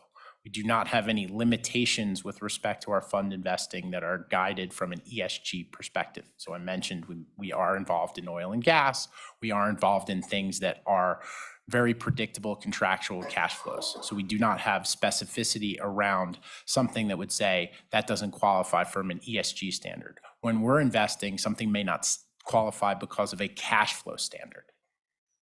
And just to make it crystal clear as well, as a firm, we are focused foremost on risk-adjusted returns. We do not utilize negative screens, so there is nothing that would be precluded, if you will, from being invested in this portfolio, other than if it doesn't meet the cash flow needs that the portfolio team is looking for. One more follow-up. Thank you, Mr. Chairman. You know, I'm sure you were here for the UW presentation. I think you were. I mean, it was very interesting to hear, I think it was 3 of them, speak to the potential inefficiency that the market has created around this ESG-driven ideology and the fact that there's this enormous opportunity in oil and gas created by this, if you will, clown show woke ideology that is out there, this ESG deal. So can you speak a little bit to that and how you want to take advantage of that market inefficiency that is created by this political ideology? So again, Pathfinder is really focused on these gaps that come into the market or inefficiencies. When banks or operators are managing to a regulatory constraint or some form of political ideology from an ESG perspective, we think that creates an opportunity for us to plug that gap. And so to the extent that banks are less focused on reserve-based lending or RBLs, or less focused on certain areas of energy, that creates an opportunity for us, as long as we're getting the right diligence from a cash flow contractual perspective. So it's outside of energy. You're going to see significant opportunities within the banking system. And I believe there was some mention on some of the corporate opportunities as well. This is an asset-focused fund, but I believe in other areas of private credit, you're going to see pullbacks within the banking system, clearly from Silicon Valley Bank. I think some of the students talked about some of the tech sector and so on and so forth, but there is going to be additional opportunities in that sector. Mr. Treasurer, do you want to, anything you want to add? No, I think this is a good group of capitalists, and I'm glad they're on our side. Well, and just to the Secretary's point, you know, any kind of negative screen, as you say, either ESG or anti-ESG, has complications that can arise. So our interest is always, what can we do that makes the best return for Wyoming? And I really appreciate your comments to that point. You know, this has been a long time sort of distilling, and I know for me, I've spent a lot of time trying to figure out how to make sure that, you know, states like Texas, Alaska, Wyoming, and Louisiana have pointed out that there's really great opportunities in the energy sector. And, you know, it's sort of stupid to say, well, we're going to do it because of this or because of that. And it always bothers me that folks that have no skin in the game for Wyoming are telling us how to do things. So very much appreciate your approach. And thank you for that. One question I guess I had missing from this list is mezzanine financing, and I just wanted to get a sense of what your thoughts were on that.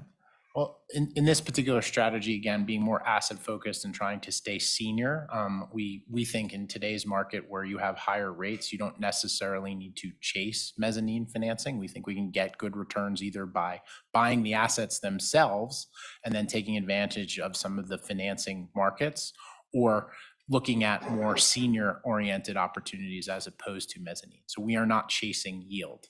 We're finding the opportunities as we see fit because we're not a constrained investor.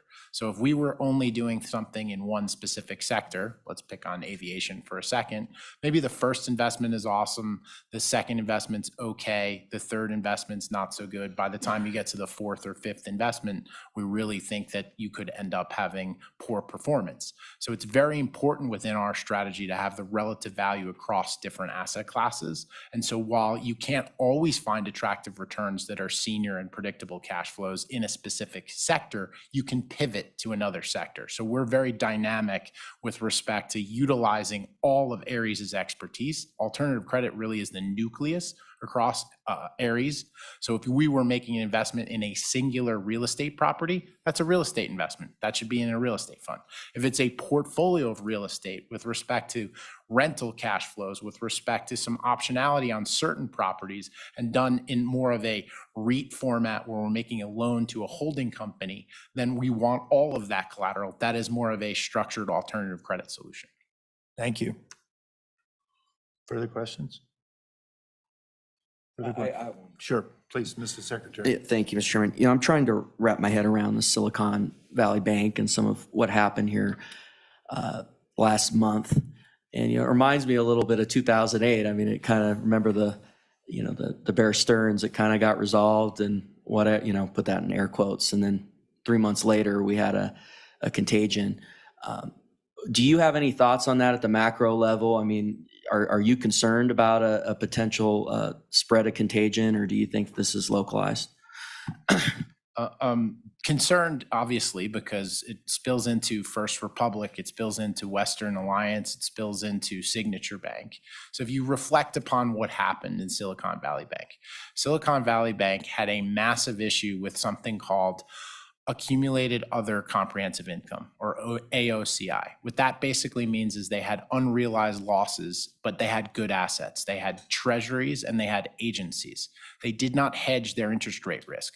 When interest rates go up, bond prices go down. Now, over time, the next 3 or 4 years, I'm sure those assets will return par, but they had significant losses associated with that.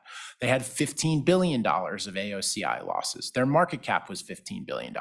So they were effectively insolvent as of January. So not a big surprise. That being said, they were on downgrade watch. They were rushing to get about $2.2 billion of capital raised. And what they ended up with was a run on the bank. When Peter Thiel and his friends said, I would like to take $42 billion out of the bank in a few hours, they ultimately had some real constraints with respect to their deposits. So they didn't have a sticky deposit base. They ultimately were not doing great on their asset liability match, in the sense that they have deposit and then they had assets that weren't matched with respect to an interest rate hedge.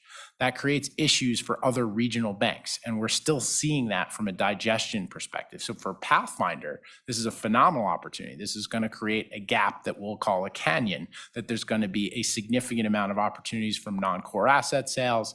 I would assume regulators are going to be very scrutinous, and they're going to say, wait, the common equity tier 1 ratio of Silicon Valley Bank at year end was 15%. This was a healthy bank. How could this have happened? And we are seeing some issues with respect to the yield curve being negative. And so that's going to create some additional issues from a bank perspective. I think there's anxiety in the market on the smaller banks. They're going to need to raise capital. The cost of capital is going to go up, and there's going to be more regulation associated with it. So we don't have an 08 type of an event. Thank you. Follow up? Well, terrific. I really appreciate your presentation. And I know for the record, the IFC was unanimous, so thank you for your time with them. We're trying really to make this a more efficient process, but I think this conversation was really helpful, so appreciate that. Members of the board, any further questions? If not, I would entertain a motion. Mr. Treasurer?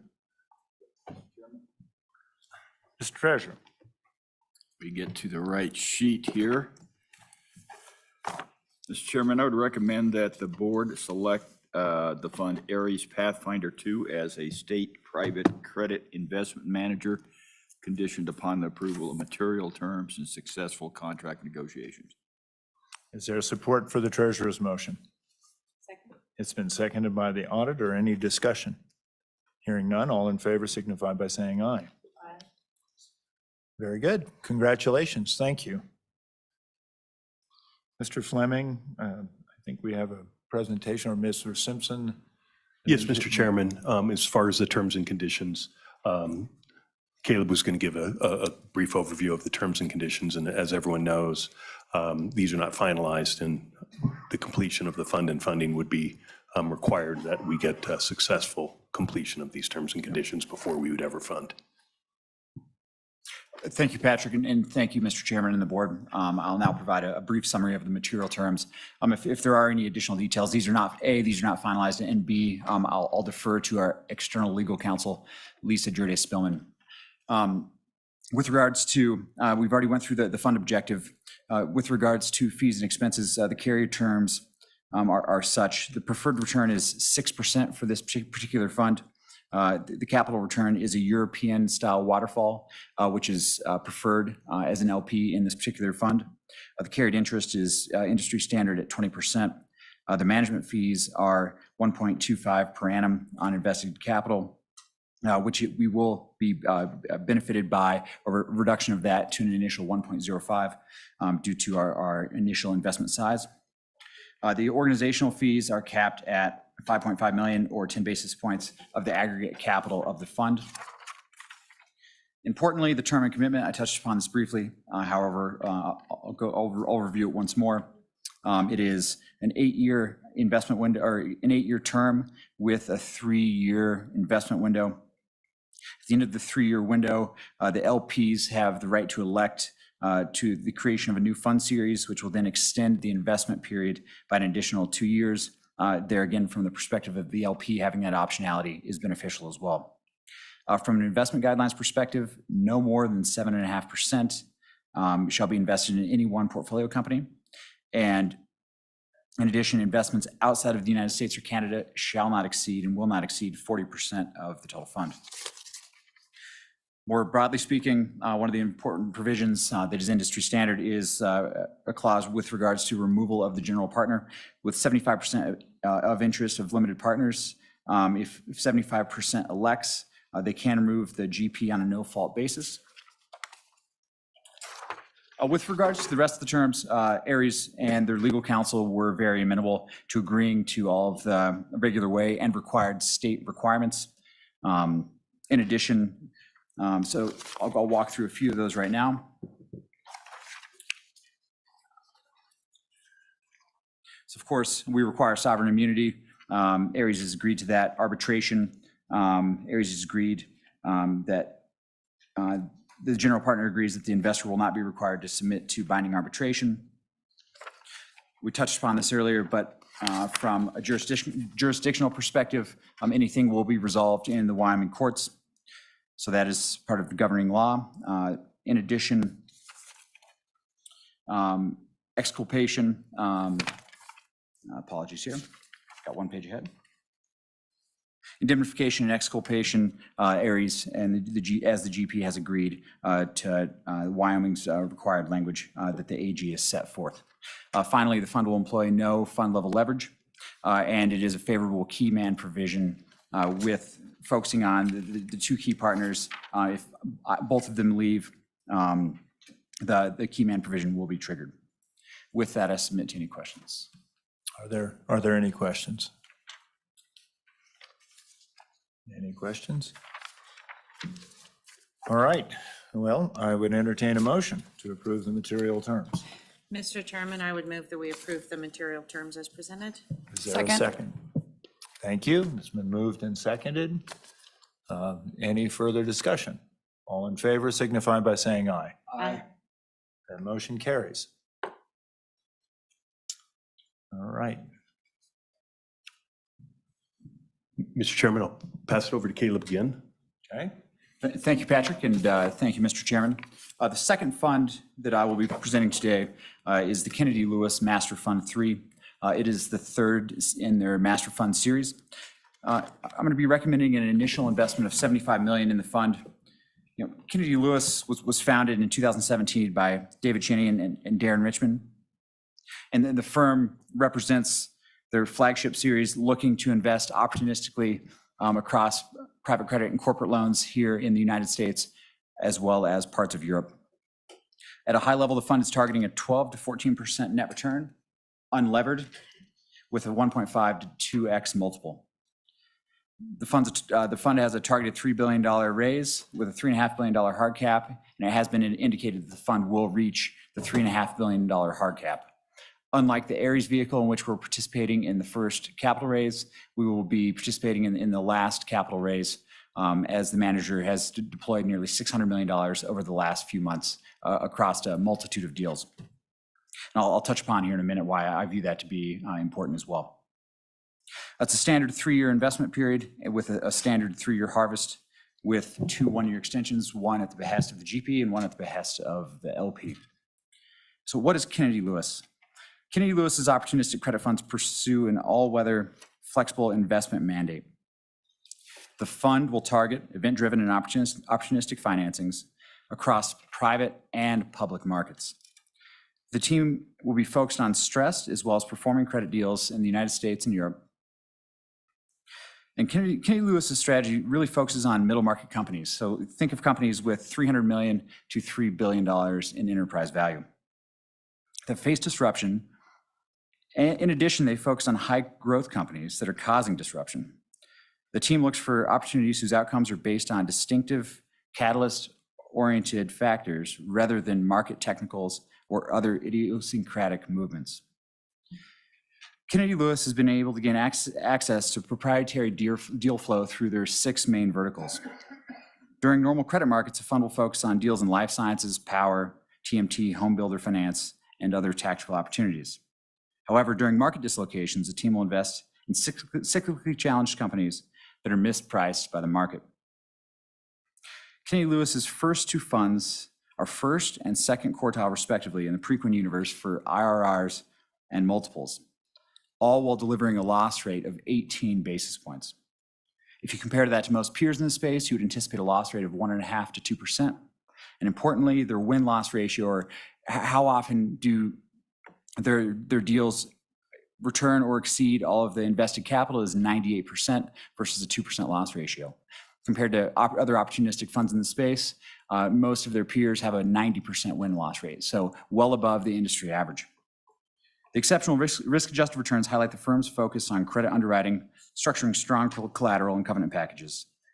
Importantly, the firm also focuses on capital structure seniority.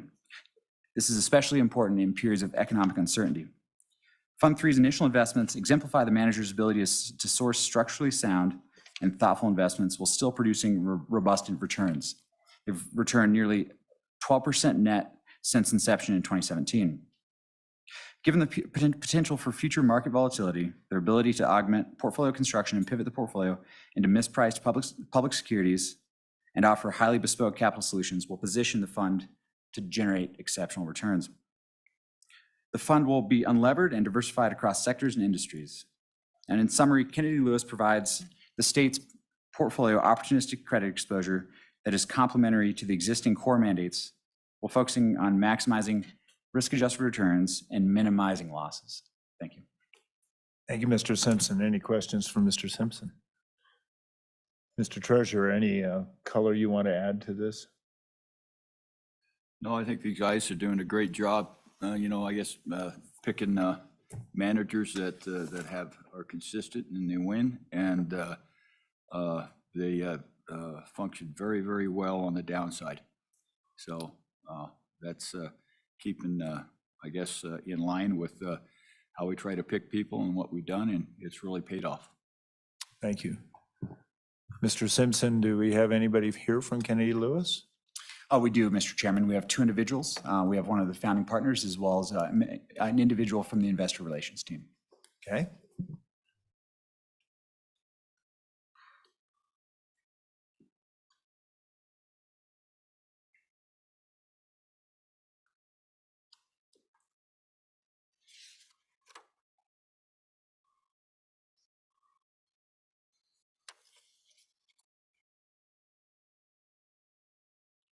And if you could just press that button to the right of that little thing, it'll turn red and we can hear you.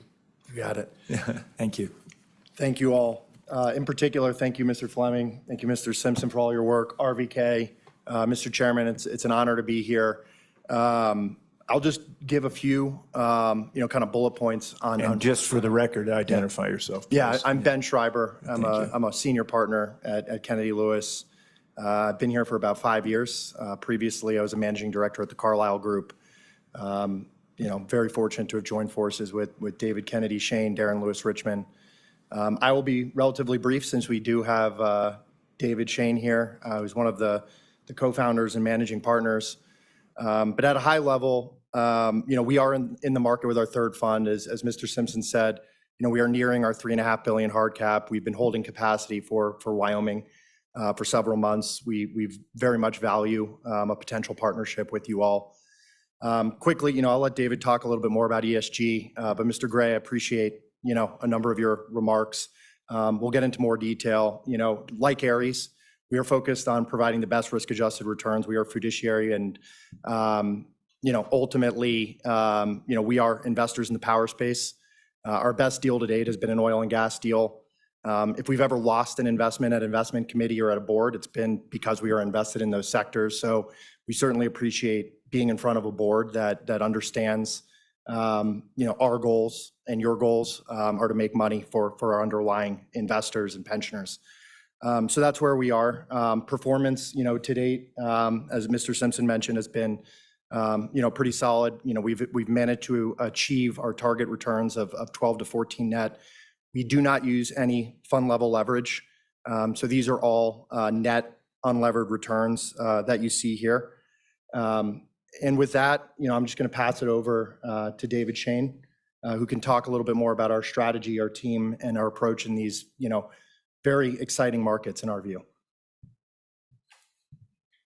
Mr. Shane, welcome. Thank you very much, Mr. Chairman, members of the board, RBK, and Mr. Simpson. It's a pleasure to be in front of you, and we obviously appreciate the opportunity to potentially engage in a partnership with you all. We very humbled by the opportunity to be here. So I started the firm with Darren Richmond. We were distressed investors for our whole careers.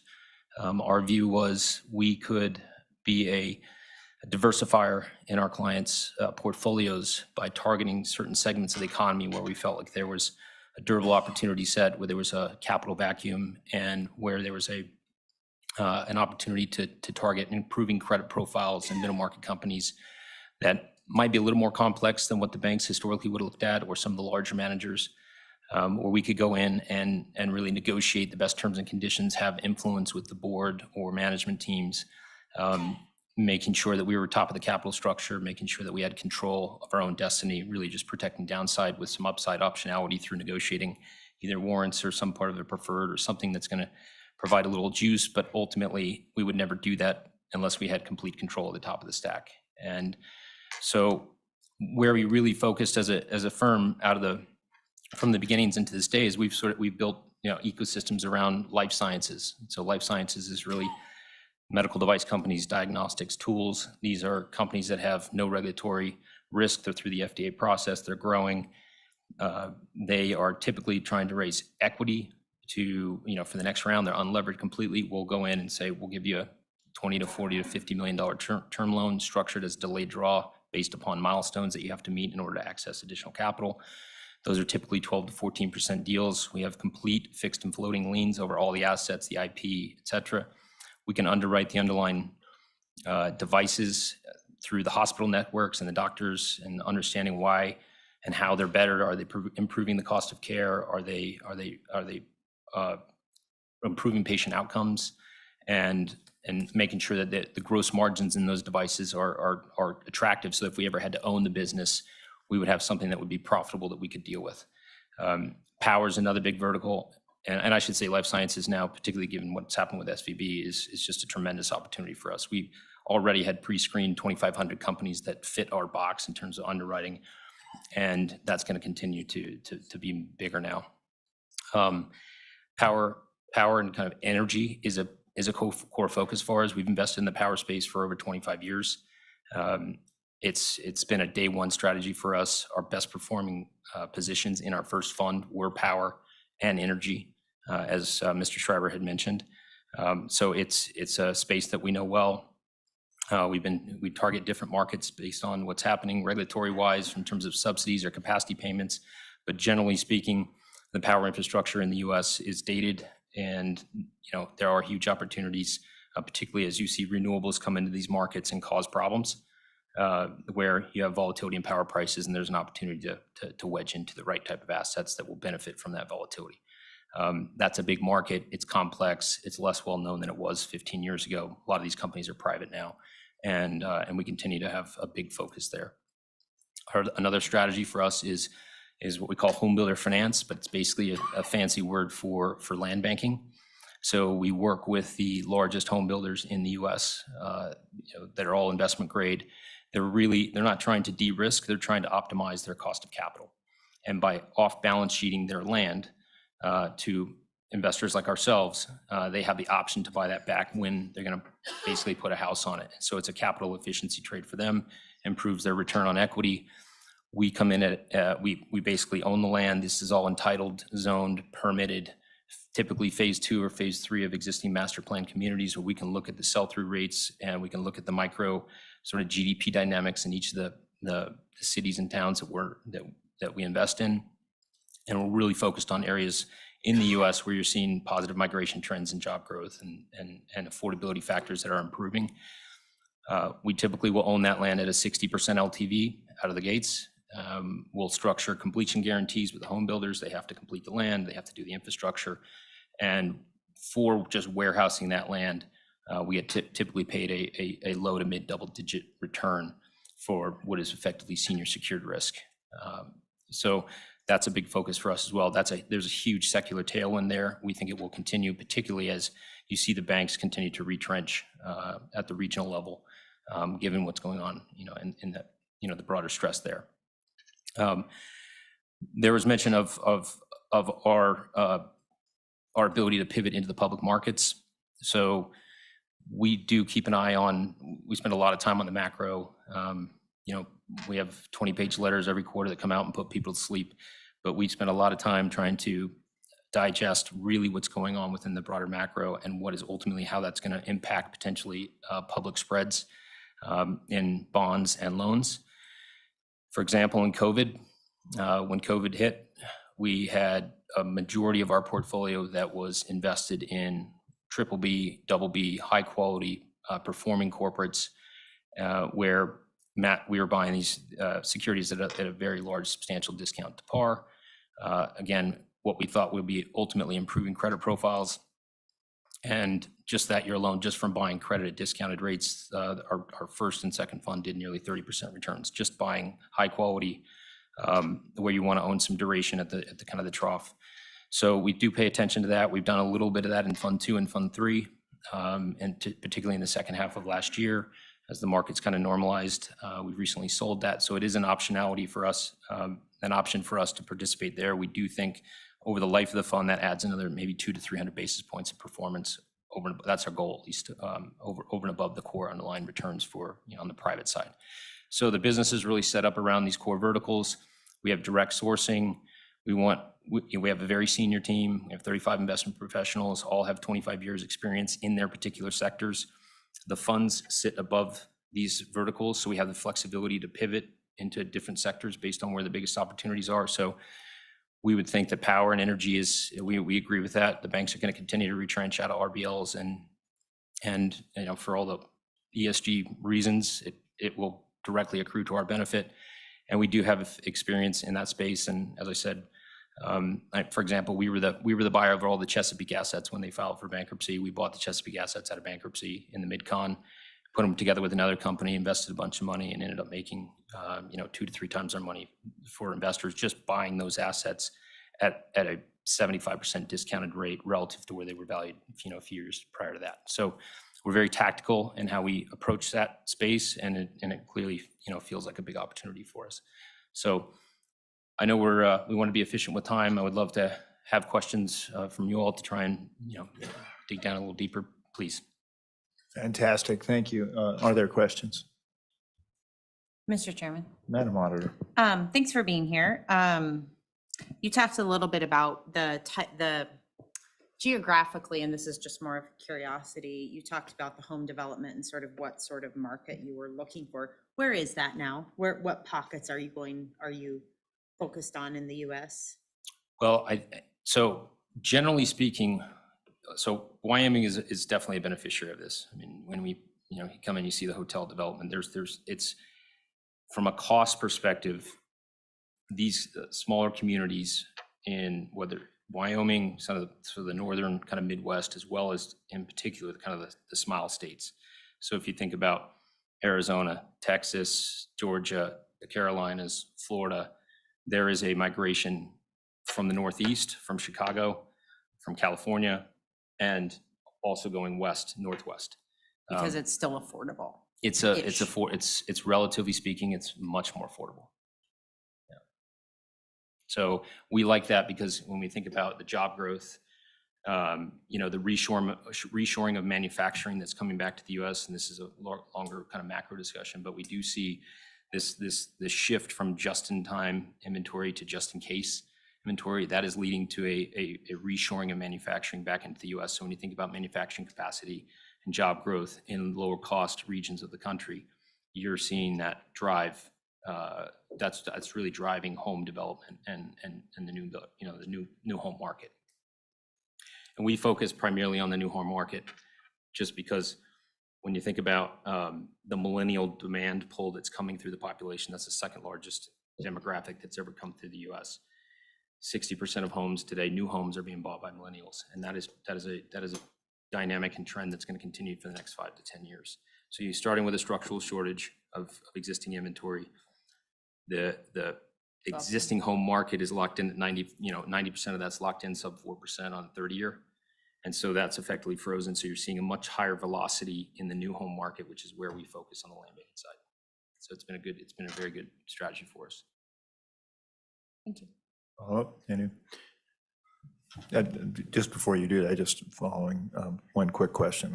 I had a similar question, but you're not simply looking at Case-Shiller communities. You're looking across the spectrum. We've been in the home builder space for 20 years. Okay. We are looking across the spectrum. If you look at what happened in 2008, and the Case-Shiller would tell you that nationwide home prices were down 15, 16%, right? The areas that we had targeted at that point were flat to down 5. Okay. So when we think about our strategy, we have 50,000 lots that we control right now in the US. And we get real-time data every week. And the data is actually getting better. So even January, just 3 months ago now, January was the best month ever in the history of multiple of the home builders, even with rates above 6 and change percent. A lot of that is, again, that demand pull from the millennials, right? It's in our communities, right? You're seeing the job growth, and we're coming in at 60% LTVs, and we feel very comfortable. It's floating rate, so you're protected from rates, and you own the asset, and then it's about 2.5-year average life, so it's relatively short duration, and we just keep recycling that capital, back in at 11, 12, 13%. Fantastic. Thank you. Mr. Secretary. Thank you, Mr. Chairman.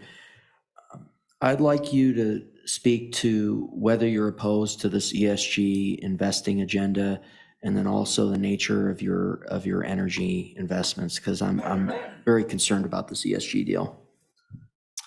Yeah, when we look at ESG, we've had, for example, so we've had investors, 30% of our capital comes from European investors, right? And that's a big priority for them. And we tell them, we will not be putting dollars into anything with it just because it's got an ESG label on it. If it makes sense, the risk-adjusted returns are there, we will do it. We are going to do power investments. We are going to do upstream oil and gas at times when there's opportunities. We've proven that in our track record, that we're invested in that space. We have an executive team that's focused on hunting for deals in the oil and gas and power space.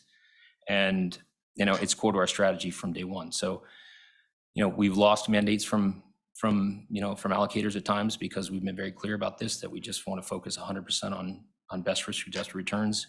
And there's a massive capital vacuum, in that space that's going to continue to be there. And so we will pursue that.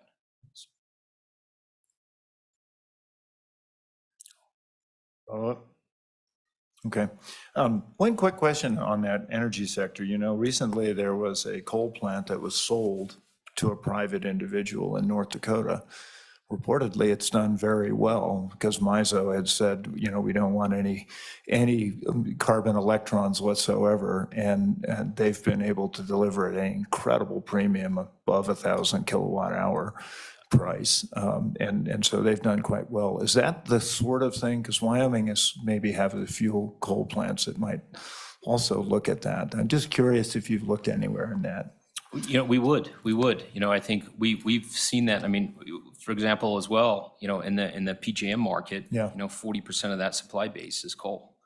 And, you know, so many people won't touch it. But if you look at the return profile, and I think, you know, this is a case in point here in Wyoming, those plants have had all-time record cash flow profiles over the last couple of years because there's this ideology around not wanting to touch it. So wherever we can see a supply-demand imbalance where the market is completely off, we will focus. And so 100%, I think we had heard about that. It's too bad we didn't see that, but you know, but yes, for sure, it's a big opportunity, and it'll be an opportunity for our power investments as well. As you see supply come down, renewables cannot take that up. There's no large-scale economic battery storage to help transition between renewables and baseload thermal. It's just so it will accrue to our benefit one way or the other. That's how we see it. Fantastic. Thank you. Further comments? All right, what's the pleasure of the board? Mr. Chairman, I'd recommend that the board select the fund Kennedy Lewis Master Fund 3 as a state private credit investment manager conditioned upon approval of material terms and successful contract negotiations. Is there support for the treasurer's motion? Second. It's been seconded. I'll give this one to the auditor superintendent. All in favor? Mr. Chairman, one final comment. Yeah. No, I'm not sure if it's relevance other than speaking to Mr. Sheen's ability to bear pain, but I appreciate the Ironman credentials that you put in your CV. I am duly impressed. Thank you. It's very akin to investing. Further, just a lot of time to think, right? Yeah. Further, if there is any discussion, comments? Okay, all in favor, signify by saying aye. Aye. That motion carries. Thank you, congratulations. Thank Thank all of you for making the trip here. Thank you very much. And I really appreciate it, so. Same here. Thank you so much. One final point is we would love to partner with you all, with your students for an internship program. You know, I think their values probably align with ours. And so, you know, now that you're a partner, we would love to do that with you all. Very good, thanks. Mr. Chairman. Madam Superintendent. Thank you, Mr. Chairman. Just before we move on, I just wanted to make mention, you know, in all of this discussion, I mean, I too am, you know, very concerned about ESG ideologies. I mean, in fact, I'd be shocked if anyone on this board wasn't. And so, you know, the treasurer and I spoke briefly yesterday about, you know, the policy that you all have in place, the process in which we vet these funds and through the IFC. And so maybe, you know, for myself, as a new member, if any others are interested, I think just delving into that and acknowledging that process that we do have in place, I think would be very helpful. So thank you. Thank you. Very good. Mr. Fleming. Mr. Chairman. I will also note that we have a work session coming up that we can really look at asset allocation and policy and stuff like that too. But anyway, go ahead. Mr. Chairman, yes, that is correct. We can go into much more detail on it at that time if you'd prefer. Right. With that, terms and conditions. Thank you, Patrick. Thank you, Mr. Chairman and the board. I'll briefly walk through the summary of material terms. You know, it is important to note that Kennedy Lewis and their legal counsel have been fantastic to work with, Lisa noted, and very amenable to all of the state's requirements. In particular, to cite an example, our new monthly reporting requirements, they were quick to come back to us and agree to terms there. Starting off with fees and expenses, the carry terms, preferred return here for this particular fund is 7%.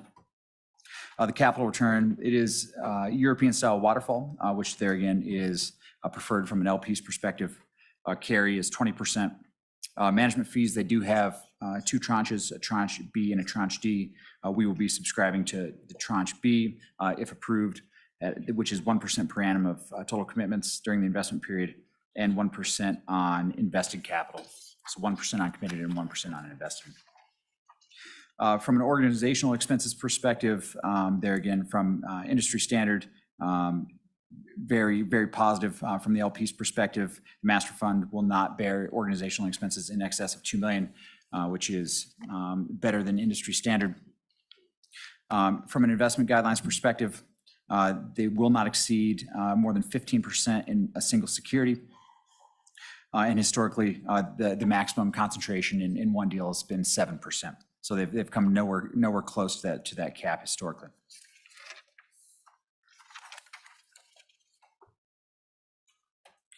Touch on the distribution waterfall and the 7% annual hurdle rate, which is favorable. Removal of the general partner is consistent with Ares. The no-fault removal is 75 in interest of limited partners.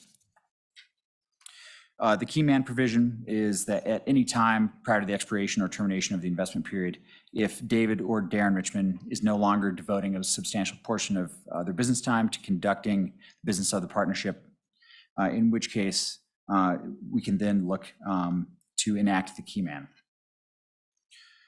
Leverage, they'll only be using facilities to fund commitments that will not exceed 90 days from the date of such borrowing, so no fund level leverage, as mentioned by the manager. All of the other standards are in line with standard practices for the state, so the standard of care and fiduciary duties of the manager, of the general partner, the most favored nations status for the state, indemnification and exculpation, as well as sovereign immunity. In addition, favorable investment by the general partner, 1% of aggregate commitments, or 30 million, whichever is greater. With the hard cap, it will be greater at approximately 35 million will be the commitment, so substantial and in line with market standards. Are there any questions? Any questions? Thank you, Mr. Simpson. Appreciate it. If there are no questions, I would entertain a motion to accept the material terms. Mr. Chairman? Mr. Treasurer. I would, the treasurer recommends that the board approve the material terms of the state's investment in Kennedy Lewis Master Fund 3. Is there support for the treasurer's motion? Second. It's been seconded by the superintendent this time. Thank you. Any discussion? Hearing none, all in favor, signify by saying aye. Nays? That motion carries. I forgot to mention, thank you for holding on and waiting for us. I appreciate it very, very much. So I know that was a favor to us, so thank you. So. Mr. Fleming. Mr. Chairman, Josh is going to give a brief overview of the updated returns that we have for the most recent returns. And Josh, noting that we have a much more detailed workshop coming up, brief is a nice word. Great. Thank you. Noted, Mr. Chairman. In the interest of brevity, let's just jump to page 3. So just a quick note here as a reminder, the 25+ billion consists of the funds that you see in the table below. The green shaded funds are all share a common asset allocation. Those are the longer term oriented permanent funds. The blue shaded pieces of the pie are the income focused permanent funds, where there's a greater emphasis on income. And then we've got workers' compensation, pool A, the LISRA and state agency pool. One of the things, and this is a little bit of a prelude to our upcoming session in May, one of the things we'll be looking at is some consolidation and simplification of the asset allocation structure. One of the bigger changes we'll be looking at Mr. Chairman, I know you've asked about this several times in the past couple of years, looking at the potential to consolidate all of the permanent funds under the best risk-adjusted long-term return structure that we can come up with. And so that'll be one of the areas of focus for our upcoming meeting. On page 4, you can see the high-level results for the total fund, which is all of the 25+ billion, regardless of which pool it's in, against a roll-up of all of the underlying benchmarks. And one of the things you can see at the top here is that's probably most useful here is, has your has the decisions that you as a board have made in terms of selecting managers, as well as the management of the allocations by the treasurer's office within your policies, has that added value or subtracted value? And the good news here is it's actually added substantial value. So you can see that difference line, that's net of fees in February, which is what this data is as of, added about 30 basis points. And that was a down month for markets. In February, you started to see this dawning realization of market participants that yes, inflation was coming down, but it was leveling out and settling in at a level that is still well above the Fed's target. And so there's this increased concern about inflation and what the policy response is going to need to be to bring that under control. And that policy response likely is not good for financial assets. So it was a down month for both stocks and bonds again. And those are the types of periods that your structure has done the best in. And you can see there you added about 30 basis points. Calendar year to date, so that's just January and February together. January was a very good month. February more challenging, just a little ahead there at 10 basis points. But over the past year, I would just emphasize there, if you think about the past year, traditional equities are down 7+% globally over the past year. And safe investments are actually worse. Just investment grade bonds are down about 9% over the past year. So your diversification and your management of this has delivered a -1.9, which is a tremendous result given the backdrop that I just described. And that is about 90 basis points, almost a full percent better than the total fund benchmark. There was a question earlier about, one of the managers about, are we concerned about what we're seeing in the banking sector? It has some shades of things we all remember from the great financial crisis. And I wanted to just sort of offer a little bit of our perspective on that. The concern we have is less about the potential for systematic bank failures. From what we can see, this does appear to be a little bit more of an idiosyncratic event that was unique to banks like Silicon Valley Bank that had large depositor concentration from a single industry, some pretty poor asset liability management, and just some unique factors there. But that doesn't mean we're not concerned about this. We think that the upshot of this, Mr. Fleming mentioned earlier, the outflow of deposits into government money funds, that's going to take away from a lot of banks this cheap access to capital that they've had. So their costs are going up. Their ability and willingness to make loans is going down. And that's going to have a cost for the system overall. It does create opportunities like the strategies you just heard from. That's a great environment for managers like Ares and Kennedy Lewis. But overall, we think it's just another headwind for the economy as a whole. And we would actually sort of suggest that probably the bigger risk today is not the sort of depression era type, liquidity driven, deflationary environment that you had in the great financial crisis, but maybe a little bit more of a concern around things like stagflation, high stubborn inflation and low economic growth. And so those are conditions that we really haven't had since the 70s and 80s. So yes, we to put a point on it, we are concerned.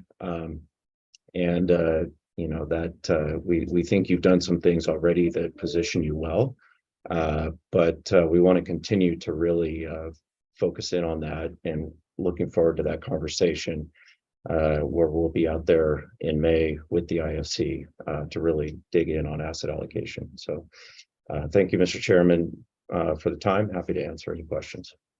Great, thank you, Josh. And I know that we're looking forward to this scenarios that you always run for that meeting.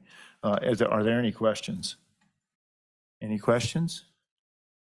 Any questions? Josh, thanks very much as always. Very informative. Look forward to seeing you in May. Mr. Treasurer, are there other matters to come before us in the D? Okay, thank you, Mr. Treasurer. Thanks again. Congratulations to everyone that was here. Madam Director, I think we're going back to you. Mr. Chairman, the next item are the K matters, which are boarded deposits. So again, the Treasurer's Office, I'll yield to them. Mr. Treasurer. Thank you, Mr. Chairman.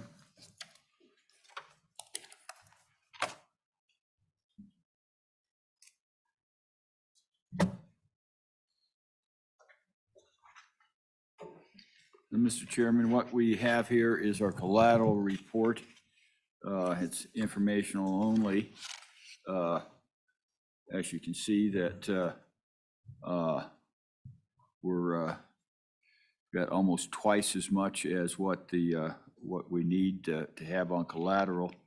That being said, we with the duration problem that's been in banking over the course of the next quarter, we'll do more of an in-depth analysis as far as to make sure that what the duration is of that collateral and make sure we don't have anything that's mismatched. So that's something that is a project that we'll get our hands around and move forward on that.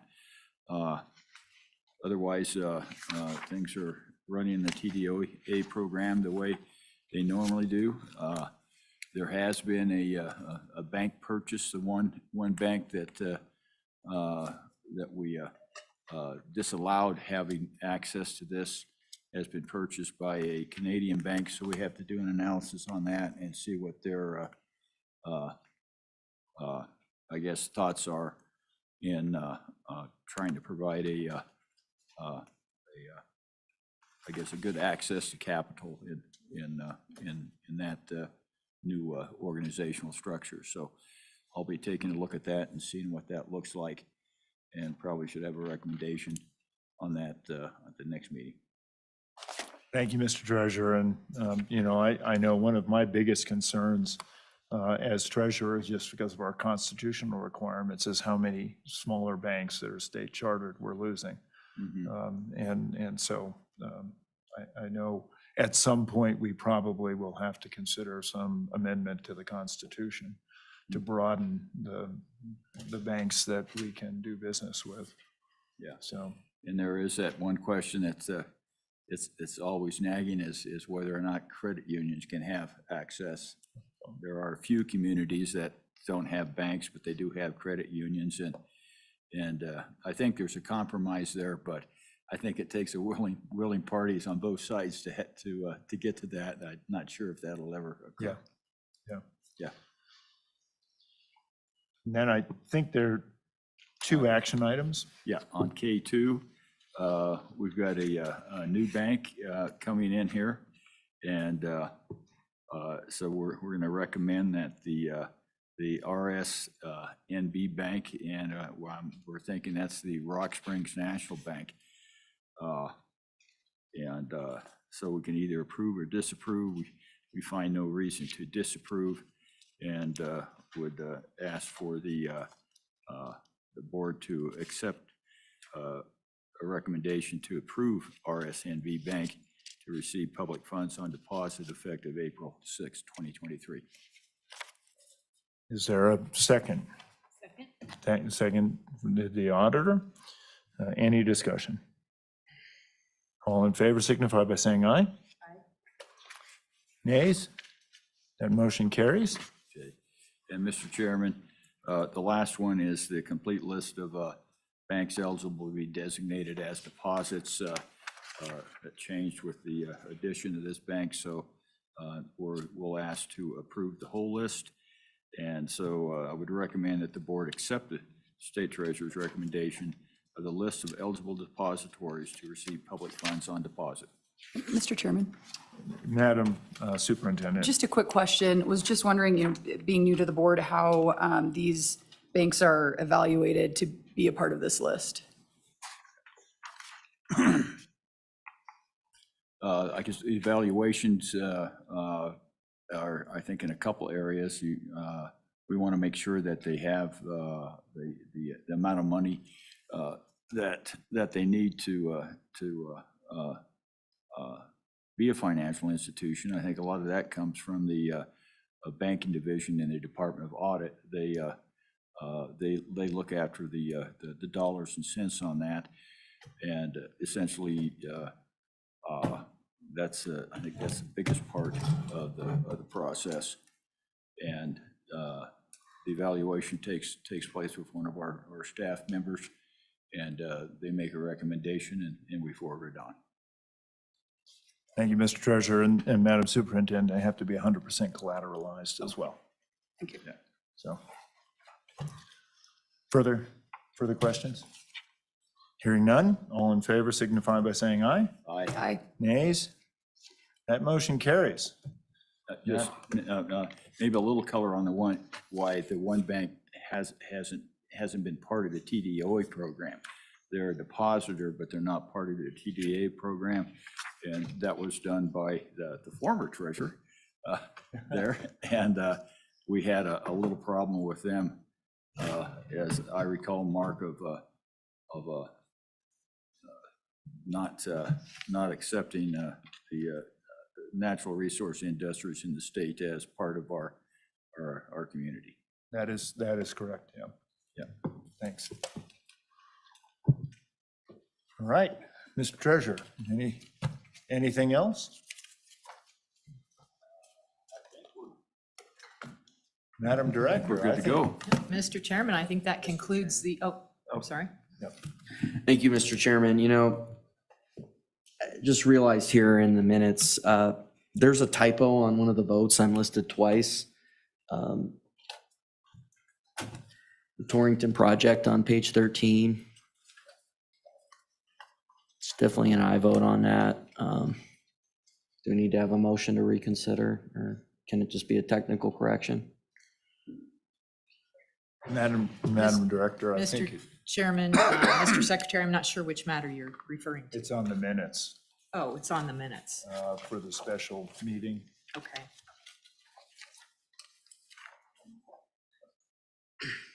And what page is that? Page 13.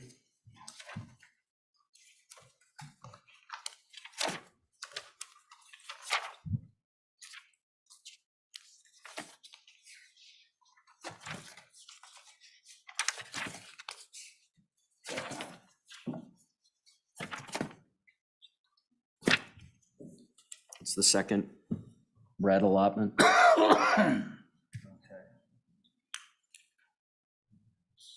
I see. Well, that's a good point. Oh, yeah. Mr. Secretary, apparently you voted both ways. Yeah. She voted aye before My you voted no. apologies. It's the first time I've ever been given that Make up your mind. designation. for heaven's Yeah. sake. I'm always worried about you being wishy-washy. So, So he said, I always vote with my friends, and I voted with my friends. all right. It was an aye vote, Mr. well- Chairman. Do we need a motion to? I think that probably would be appropriate. So Okay, I could- have a motion to reconsider. Motion to reconsider the minutes, please. In a second. And that's been moved and seconded. All in favor signify by saying aye. Aye. Thank you. We are now opened for corrections. Thank you, Mr. Chairman. I am 100% sure I voted aye on that, so I'd like to remove a designation that I voted no on that matter. All right.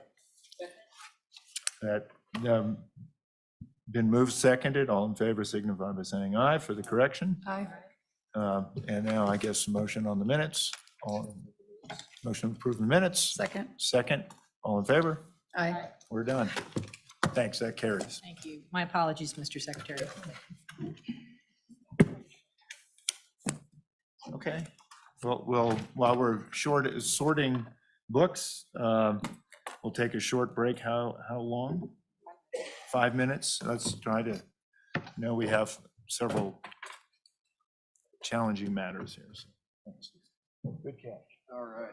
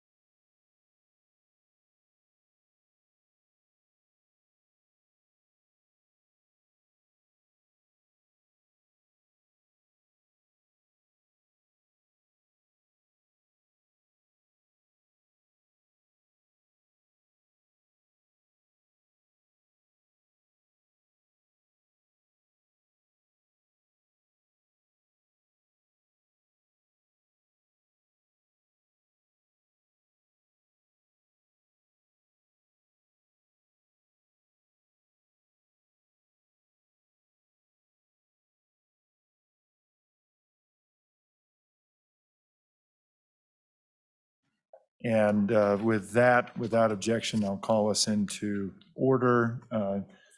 Director is passing out some materials. Director Scoggin. Mr. Chairman, the first item on the agenda for the State Board of Land Commissioners is to approve 2 sets of meeting minutes. We have minutes from the February 2nd, 2023 State Board of Land Commissioners regular meeting, and we have minutes from the February 27th, 2023 State Board of Land Commissioners special meeting. Thank you, Madam Director. I would entertain motions either individually or grouped, whichever motion comes first. Mr. Chairman, I would move to approve the minutes from our Land Commissioners meeting from February 2nd and February 27th. Thank you, Madam Auditor. Is there support for the auditor's motion on the minutes? Been seconded by the superintendent. Is there any discussion? Any corrections? Any comments? Hearing none. Mr. Treasurer, minutes are being approved. So all in favor signify by saying aye. Aye. Motion carries. Madam Director. Mr. Chairman, we have provided the board with the usual reports behind tab B.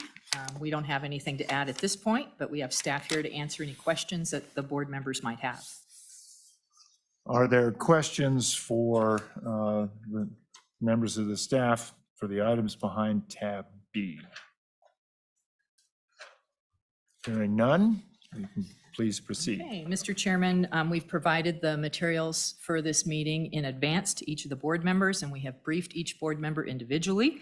At this time, I'm prepared to propose a consent list if the board would so choose. Without objection, I would entertain your idea on what a consent list might look like.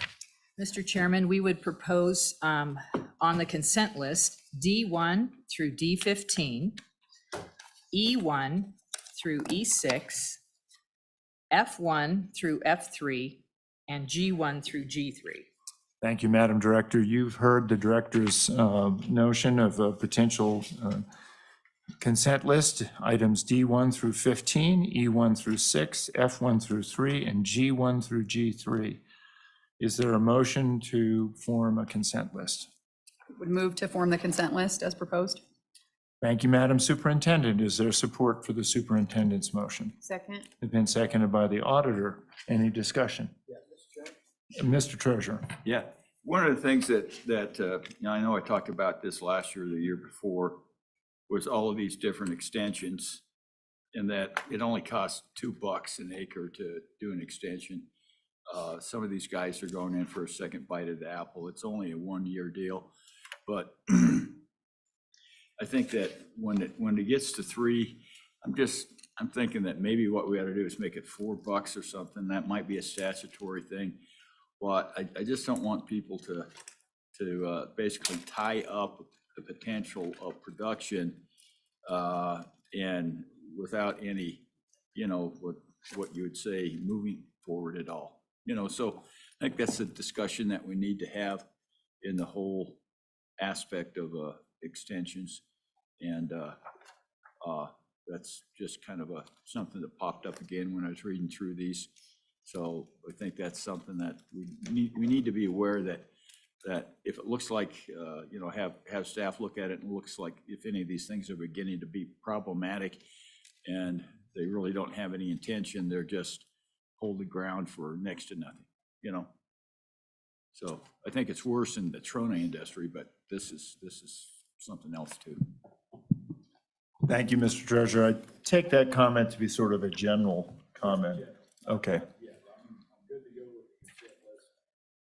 Good to go with the consent list, but I think that at some point in time, we may have to pull some of these things off the consent list just to have a discussion when we have more time.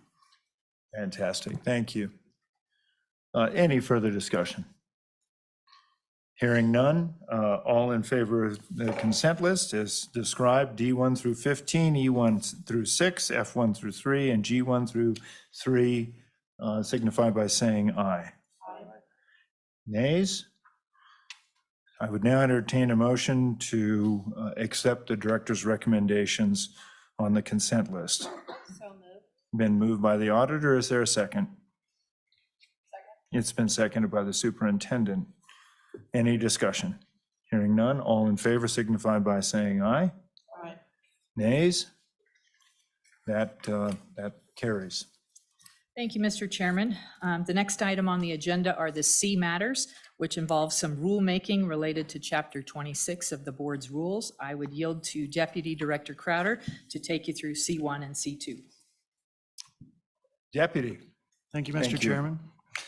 Mr. Chairman, the 67th Legislature in 2023 passed House Bill 20, which gives some guidance in how the office is to operate in its land exchange program. That specifically is how it provides notice to certain individuals and how it solicits comments for the Board of Land Commissioners when it's entertaining and completing land exchanges. As you all are aware, the board already has a process within its rules for soliciting public comment by a 60-day public comment period and to have a public hearing in the county in which the transaction is located. What the bill does is adds direct notice to adjoining landowners of all parties or all parcels of land that the transaction contemplates, the private land as well as the state land, and also adds direct notice to those lessees of the state land. So what we're asking for here is for the board to approve emergency rules to insert that set of notification into the office's existing notification process, as the bill, when it was approved by the legislature, was effective immediately. So it's important that we introduce this to you as emergency rules so that we can continue our process going forward on those transactions that are currently in play. And that's Board Matter C1, Mr. Chairman.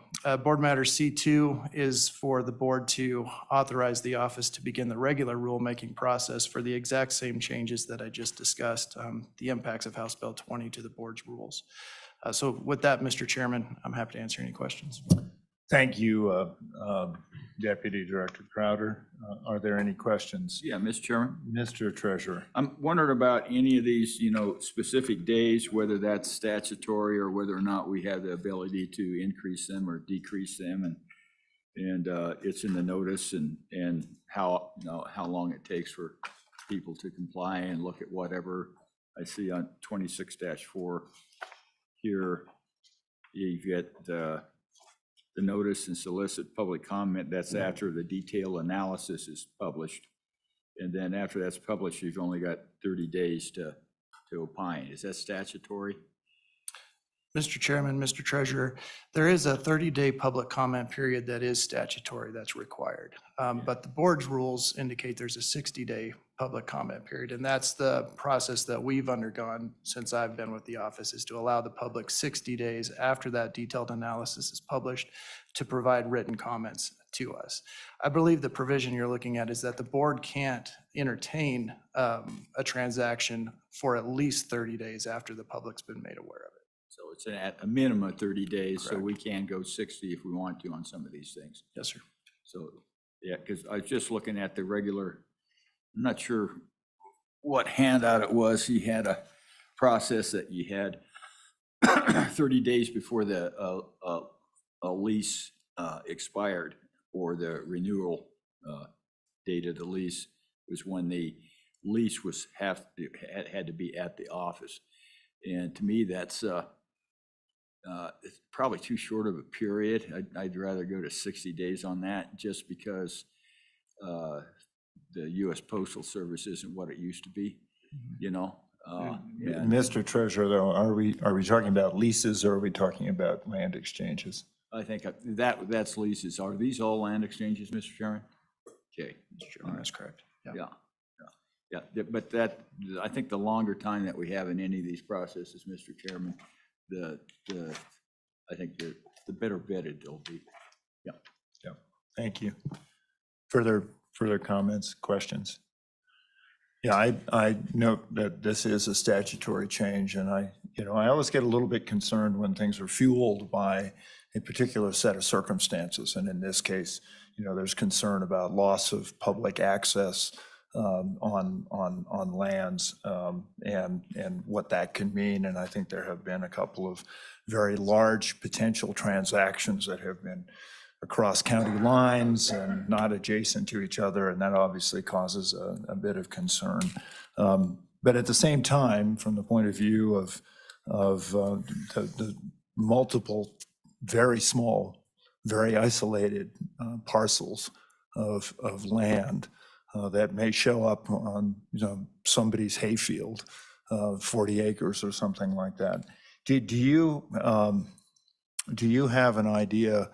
As we see more and more subdivision, adjacent to these, do you see any kind of chill? I mean, I know we have the statutory requirement, but do you see any sort of chilling prospect on trying to figure out how to do a better job of getting larger parcels of land that can provide more hunting habitat?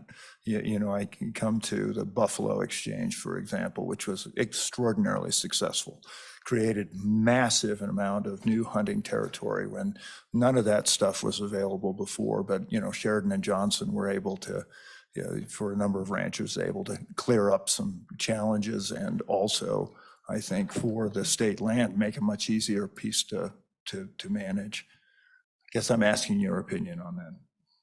And Mr. Chairman, it's a good question. Through time, and I think everybody recognizes that the size of land ownership or the size of holistic ranches is decreasing. And that's going to continue through time, likely for a variety of different reasons, which means the opportunities that our office has to take advantage of some of those transactions to present to you may become smaller and smaller as we go forward.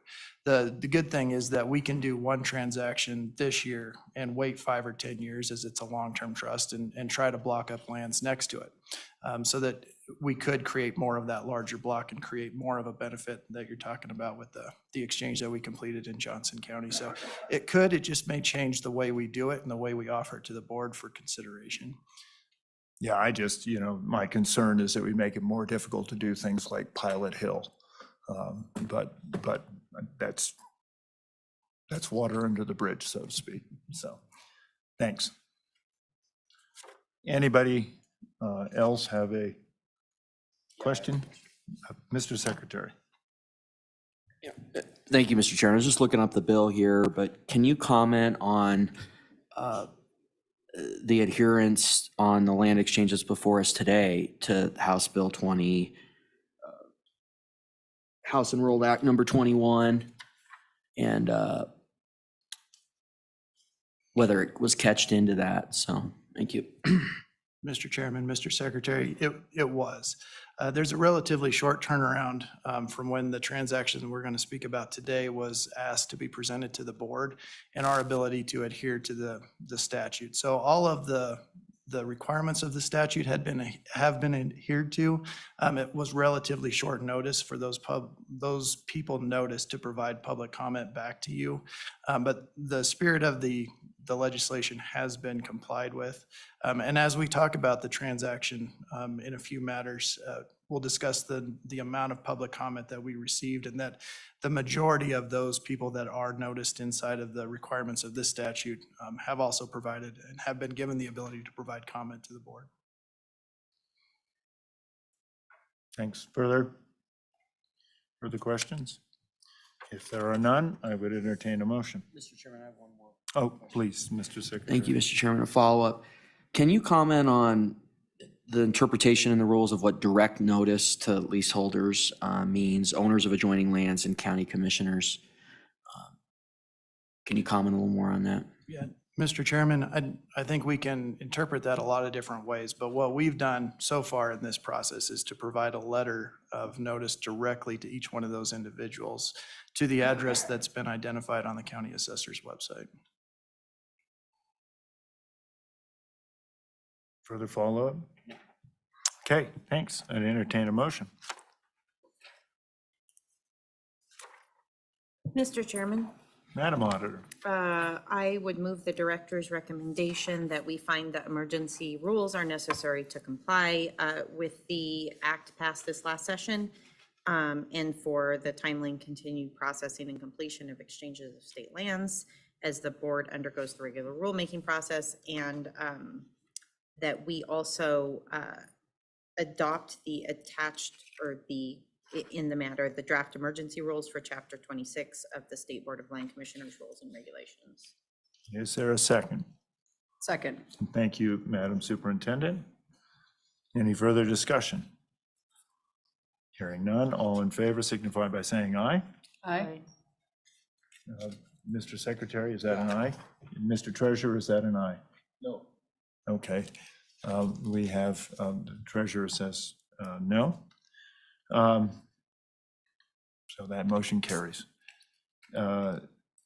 Next is the considering the regular rules. Entertain a motion on the regular rules. Mr. Chairman, I would move that we authorize OSLI to begin the regular rulemaking process with the draft amended rules for Chapter 26, Land Acquisition and Disposal.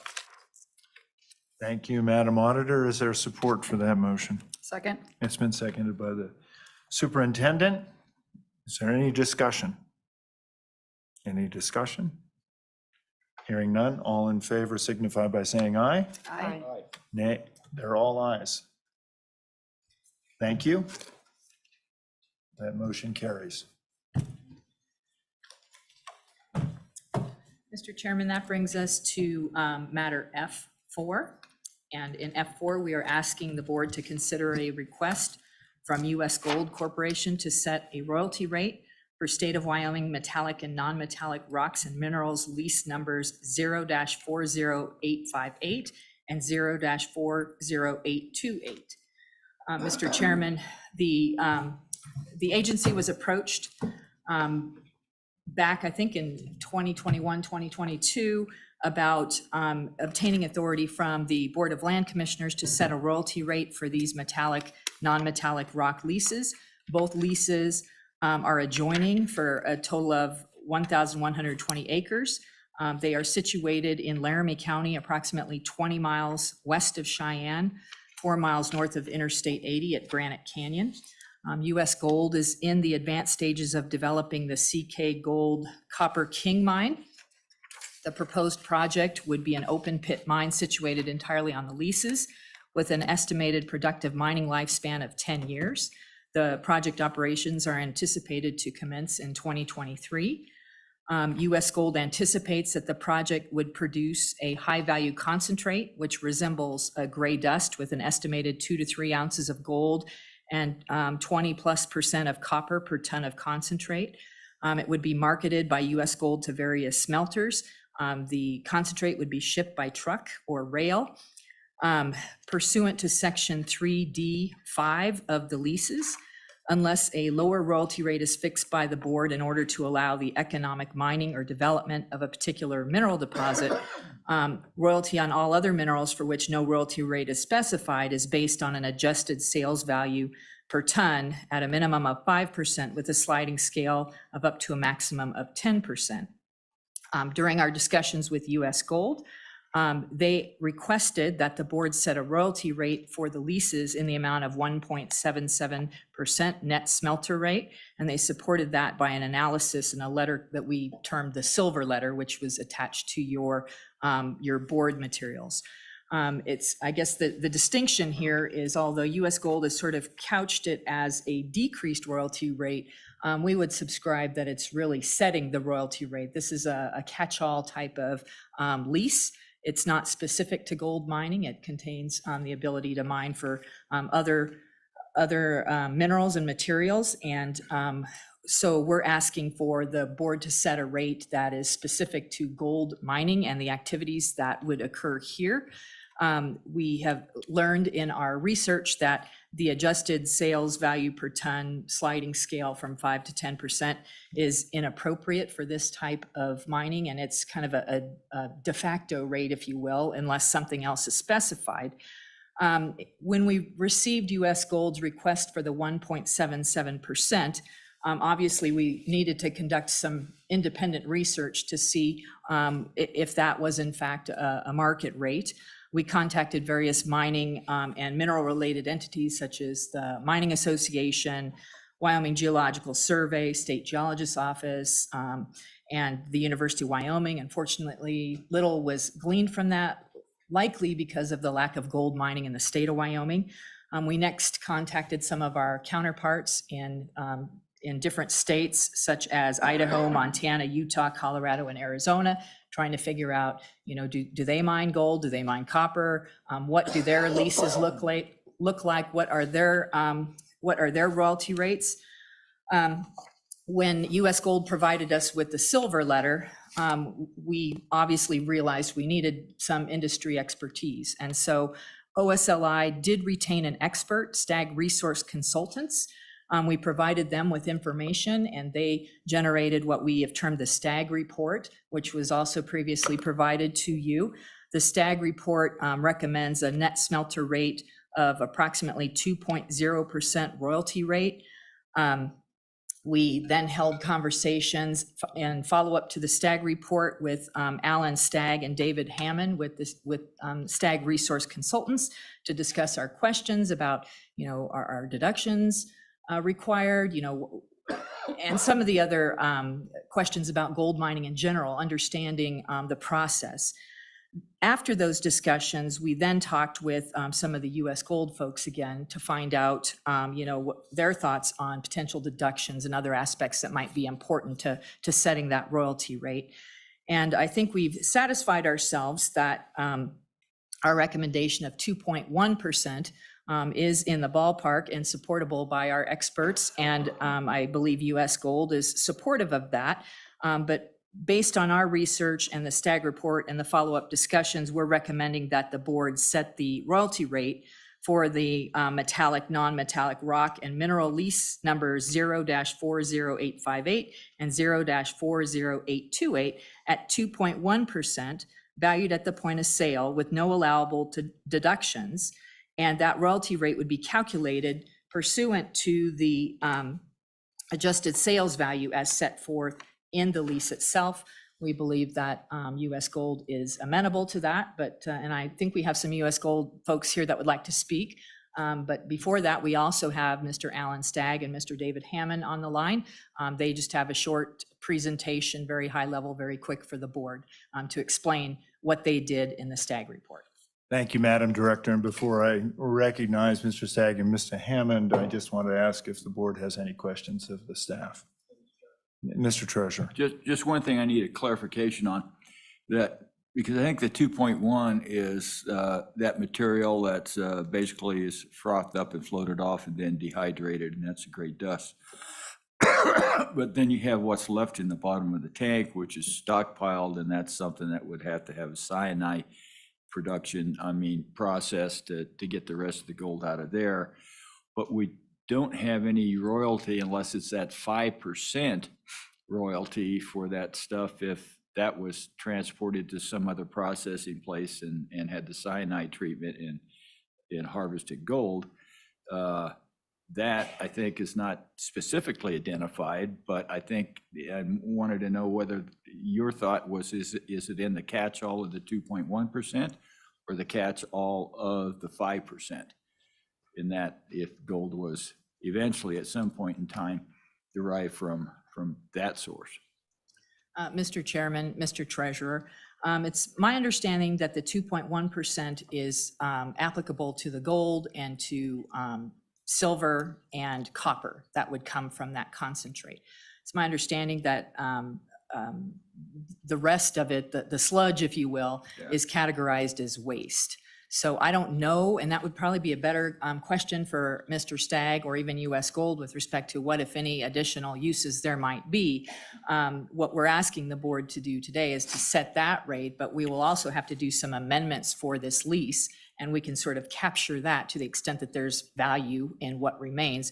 We can also capture that in those amendments. Yeah, I'm guessing it's, it's not necessarily waste, but it's not something that they want to deal with right now, but sometime in the future it would be, and I think it'd be, probably inappropriate for the state returning everything they can if it was all mixed into a big pile of aggregate and dumped back in the pit or hauled off on a road. So, yeah. Okay, thank you, Mr. Chairman. Thank you, Mr. Treasurer. Madam Director, any further questions? Yes, Madam Superintendent. Thank you, Mr. Chairman.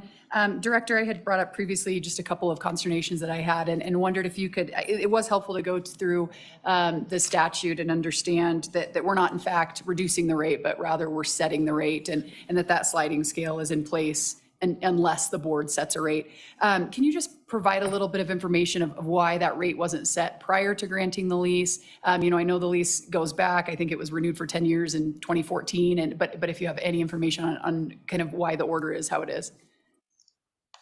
Mr. Chairman, Madam Superintendent, there wasn't a rate set in those leases because, as I mentioned, this is sort of a catch-all, if you will.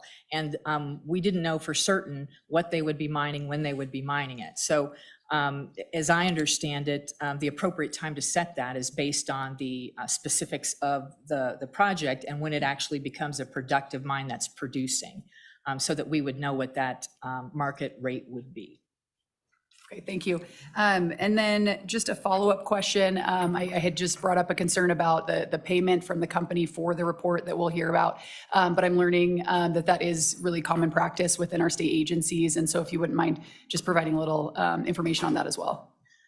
Mr. Chairman, Madam Superintendent, in this case, it was important for US Gold to be able to move forward with their project in a timely manner. And this is something for which we don't have any expertise in-house and would take us a long time to come up with that expertise, if at all.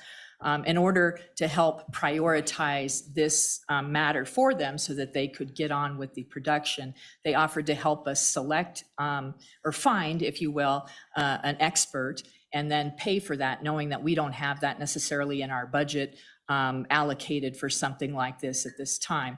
So they provided us information on a handful or maybe 2 or 3 different potential consultants. And then OSLI, we looked at the information on those folks and we selected Stag Resources. US Gold did not select Stag Resources for us. And so we did then contract with US Gold, or excuse me, with Stag Resources, such that the client is OSLI, the Board of Land Commissioners in the state of Wyoming, not US Gold. US Gold, under our agreement, was only to pay Stag Resources. They were not able to influence the outcome of the report. It was, if additional information was needed, we were included in discussions between US Gold and Stag. And so we believe that what's in the report is an honest assessment of the situation and that the information is reliable and has not been influenced by US Gold. Thank you, Mr. Chairman. And just a quick follow-up. Yes. And that is common practice within the agency, within agencies in the state. Mr. Chairman, Superintendent, Deputy Director Crowder can probably provide you of some examples of that, but no, it is not uncommon to do that. Thank you. Thanks.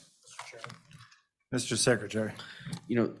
Thank you, Mr. Chairman. A couple things. One, on Superintendent Degenfelder's question, I did ask US Gold that, and I think when they get up here, it's an interesting question, but apparently there was some confusion regarding whether the previous rate would include deductions or not, and that was a little bit why the agreement happened, I think, initially on their side. In terms of you know what? I just forgot my question. Never mind. Okay, thank you. Further comments, questions? All right, well, let me recognize Mr. Stagg and Mr. Hammond. It's good to see you. You're both online. We can see you. Mr. Hammond, you're muted. Mr. Stagg, you are not, so. Well, I appreciate the opportunity to present the results of the study we conducted. And my team and I thank the state for the confidence they've placed in us to conduct this study, which from the state standpoint, we understand is a significant study, obviously. Prepared what I hope is a relatively brief and high-level overview to provide context for the conclusions. Certainly, Dave and I will be responsive to answering any questions you might have. I'm going to present part of this overview, and then Dave will take over and present part of it. So let me get started. It's to the extent you can verbally provide something in bullet point fashion, that's what I'm going to attempt to do. First, let's say what the conclusions, basic conclusions are, get that out on the table. And let me note that a preliminary feasibility study, which is what was conducted on behalf of U.S. Gold by Augustus and Associates, is the function of that, of such a study, is to aid project owners in decision-making regarding the expenditure of additional capital to further the development of a deposit. It's not the ultimate study. It is a step, a very important step, a very significant step, and a very common step in the hierarchy of investigation and tasks that are done. But the function of such a study is to determine whether it's warranted to continue with the capital expenditures development or not. The Gustafson report, as I said, was presents the study that was conducted on behalf of U.S. Gold, and that's how we refer to it. That report reflects the definition I just gave you, and it contains a clear identification of the various elements of risk, which is important, as can well be understood. The Gustafson report on behalf of the team is considered comprehensive and generally thorough. And the team establishes or believes that the Gustafson report establishes the potential viability of the CK Gold project, and the project thus warrants further evaluation. Additional observations I will make. There's much for clarification to make sure that no one has any misunderstanding about the significance of certain aspects of this. The results of a preliminary feasibility study do not establish the market value of a project. That is not its purpose, and it is not an appraisal, nor is it a valuation study. A preliminary feasibility study by design presents various elements of risk, both operational and financial. And the assessment of these risks is fundamental to decision-making based on the results of the study. And thirdly, the common exercise in the mineral industry of multiplying the amount of the metals forecast to be recovered from a project by the current market price of these elements in no fashion speaks to the value of the deposits. This is an arithmetic exercise that may yield some indication of the gross dollars to be received from the production, processing, and sale of the contained metals, but in no way does it value or speak to the value of a deposit. Moving on to the study methodology, assembled a team, which is our common practice, of specialists in key aspects of a mineral deposit. These key aspects are geology, metallurgy and processing, operational issues, economic analysis, and royalty considerations. I will speak again in an overview fashion to the geology, metallurgy, processing, and operational issues, and Dave Hammond then will speak to the economic analysis and the royalty considerations. Key takeaways for these various aspects regarding geology. The geology of the CK Gold deposit is generally understood, and it is suitable as a basis for mine planning. There is sufficient knowledge. The analyses that have been conducted, the controls on those analyses are such that the geology of the deposit is generally understood. I want to point out that, and this is not a trite phrase, but it's common in the mineral industry. When you talk about a deposit's reserves, for an experienced miner to tell you, we won't know what our reserves are until we're done mining them. That speaks to the variability and uncertainty of the geologic aspects of the mineral deposit. So there is sufficient information to warrant moving forward. That is not to say that as this program develops and as mining develops, additional geologic information will be recovered routinely and will continuously be used then to reassess the deposit, the perimeter of the deposit, the nature of the deposit, and so forth. So That is not something that is a dynamic process, not a static process. Regarding metallurgy and processing, this mineral deposit is somewhat unusual in that while gold is indicated as the primary revenue product by far, and copper is much less important, in effect a byproduct, the concentrate that's forecast to be produced will be treated as a copper concentrate in smelting and refining of the metals. The expected concentrate appears to be, quote unquote, a clean one and amenable to purchase and processing by most smelters. There will be a relatively small volume produced, an ordinary copper concentrate grade and relatively high gold grade may not be attractive to some potential buyers. So they'll be part of U.S. Gold's work to be conducted, of course, is to further determine who would be the potential smelters that would receive these materials.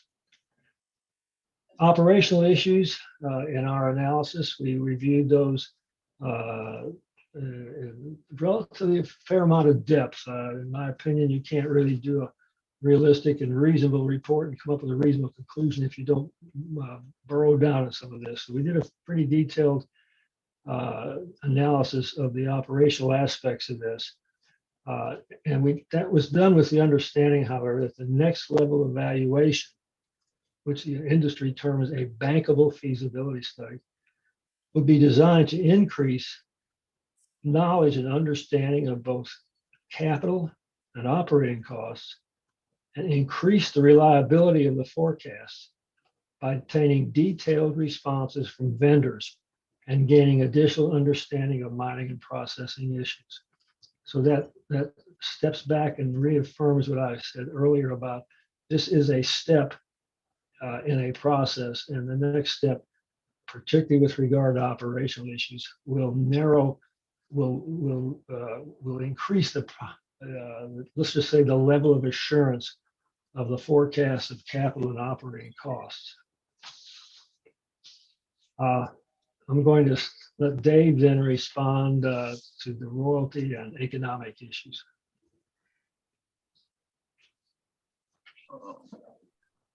Hang on there a second. Let me get my notes.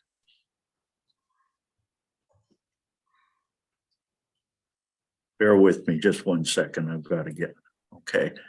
I'll begin first with the royalty issues. Because of the nature of the product, intermediate product, which will be produced from the mining operation in the form of a copper gold concentrate. In a situation where you have a concentrated material as intermediate, the universal practice is it has to go to a smelter / refinery for extraction of the copper material. In the process of refining, the gold actually falls out as a separate, they call them slimes, which then are typically sent to a precious metals refinery, often owned by a third party. A very, very large smelting refining operation such as Kennecott Salt Lake may finish the refined gold themselves, but frequently it is sent out to a third party where the gold is actually extracted and poured into bars. All of these operations for the treatment of the concentrate post the gate of the mine are referred to as FSR, freight, smelting, and refining costs. And the costs that are associated with those functions all serve as deductions in arriving at the value, the sales value of the concentrate at the mine gate or wherever the delivery point or title transfer point is established. This creates the form that is very common in the industry, has been for literally centuries, called a net smelter return. That is the value that the mine operator receives for the material that titles transport at the gate. And so a net smelter royalty, which is what we're talking about here, in our case, we had suggested 2% for a couple reasons. One, that's a very, very common rate in calculating base and precious metal net smelter royalty terms. And secondly, while you can refine, narrow it down a lot more, once you have a better understanding of the value, the true value of the asset, the mine, we're a long ways from being at that point yet, as Alan mentioned or described. So we thought this was very much in line with standard industry practice. If you can get a higher royalty, a net smelter royalty rate, such as I understand is in process here, that's very good. However, the range of rates for material, concentrate material of this nature, is fairly narrow. It's going to be in this 2%, 1.8 range. Higher rates, say trying to attain even a 2.5% rate would be very much outside industry practice around the world. Regarding economic issues, in our review, we considered the pricing assumptions for gold, copper, and silver made by CK Gold were very appropriate. If we were doing it, those would really in very close, in the range of the numbers we would use, that their assumptions on these off-site or downstream costs were reasonable, certainly for the purposes of the study, and that their economic model is satisfactory at this level of the game for a pre-feasibility study. It would need to be tightened up with just not better estimates of capital operating costs, but also developing higher level confidence about production rates, throughput, grades, the metallurgical recovery values, and some of the financial parameters, but overall, quite acceptable level of sophistication at this stage of the game. And want to reemphasize what Alan said, that we still don't know what the value and real economic merit of this project is, and until we go to the next stage. But certainly what the value indicators received from generated by the pre-feasibility study are adequate to, a suggestion to continue examination of the project. I'd like to add just one more comment. I don't know if this would how useful it is, but just for a purpose of perspective. This proposed gold mine and the scale of global operations where gold, copper, silver are produced is really a relatively small one. We can go into that further if you'd like to talk, but it's fairly insignificant as far as market impact on the copper produced. It's a very small amount. And the gold output on an annual basis that is forecast would rank it as a small gold mine. So I'll end my discussion here. Thank you, Mr. Hammond and Mr. Stagg. Thank you for your report. Are there questions from the board? And while you're formulating those, Mr. Stagg, I think in your introduction, you said something about the report being done on behalf of U.S. Gold. I just wanted to make clear that it was your client in this was state of Wyoming. Is that correct?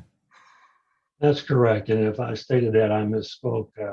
I meant to offer our appreciation for the confidence that the state has placed in us to conduct this study. Thank you. Thank you. Questions?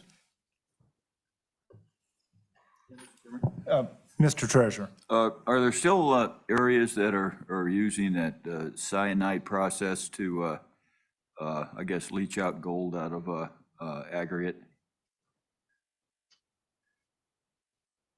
The answer is yes, Dave. Dave, you may want to respond to that also. How as far as the that cost of that process, how does that compare to getting the gold out of the concentrate that comes off of the separation process that they're using for copper? Yeah, I will. First of all, cyanide is not used in the treatment of the material that would be produced from this deposit. What will be produced at this mine site from the mill will be a copper gold concentrate, which is generated through what we call a froth flotation process, which does not involve any cyanide at all. The material that would go to the smelter is, we'll use a pyrometallurgical technique. In other words, the material, the concentrate will be melted and then separated. The metals will be separated from the remaining material in the non-valued stuff, the slag, if you will. The copper will then be refined in an electrolytic refining process in which the gold and other impurities will fall out. The material is refined in an electrolytic bath in a very large tank. It's the stuff that falls to the bottom,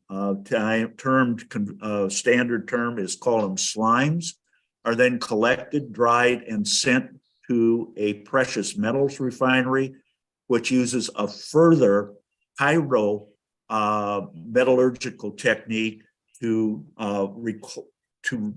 extract the different precious metals and sometimes some of the remaining very minor impurity metals. So in this process, there is no cyanide used whatsoever. Yeah, I understand that. What I'm trying to get at here, so I'll put it in perspective, and maybe I can get a more direct results. Is that we've got this process that you just explained. It's got a royalty of 2.1%, and then we're going to have some residual material that still has quite a little bit of gold, and it's described right now as waste material. And the only way that I understand that could be processed is to go through a cyanide treatment and derive the gold out of that so-called waste material that results from the process you just described. And I'm trying to look at it as far as that cost to go through treating that waste material to get the last bit of gold out of it that you can get out of it, to determine whether or not it should have a different royalty rate to incentivize that further production, or whether the 2.1 royalty rate is sufficient for both of them. I understand where you're going with that. And you're correct, except this project has got some particular problems that's probably going to present a real challenge to proceeding with any kind of on-site residual recovery of remaining gold and waste via cyanide leach. The problem is that this deposit is a combination of what we call oxide ores and sulfide ores. In most situations, the cyanide leach approach is only applicable to oxide ores. It can be used for sulfide ores, but it must go through a pressure leach through an autoclave, and this is what they do out in Nevada.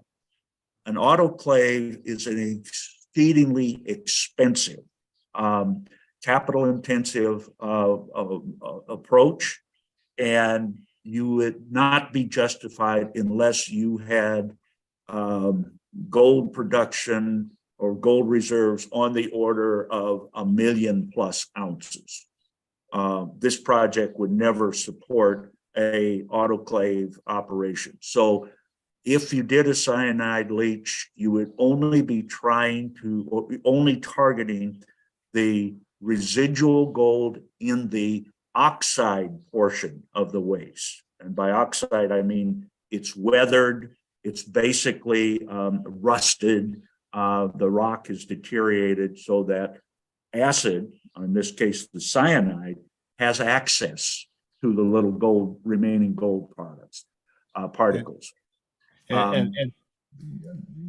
Mr. Treasurer, I'm not sure that's in evidence here. I think you're talking about it as a further opportunity that could be there.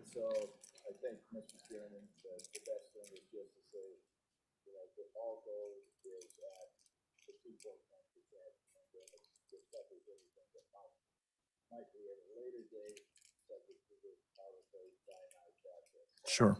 Right now, it's determined as waste. I don't want to have it determined as waste. I just want to make sure that definition is covered to really get a what happened.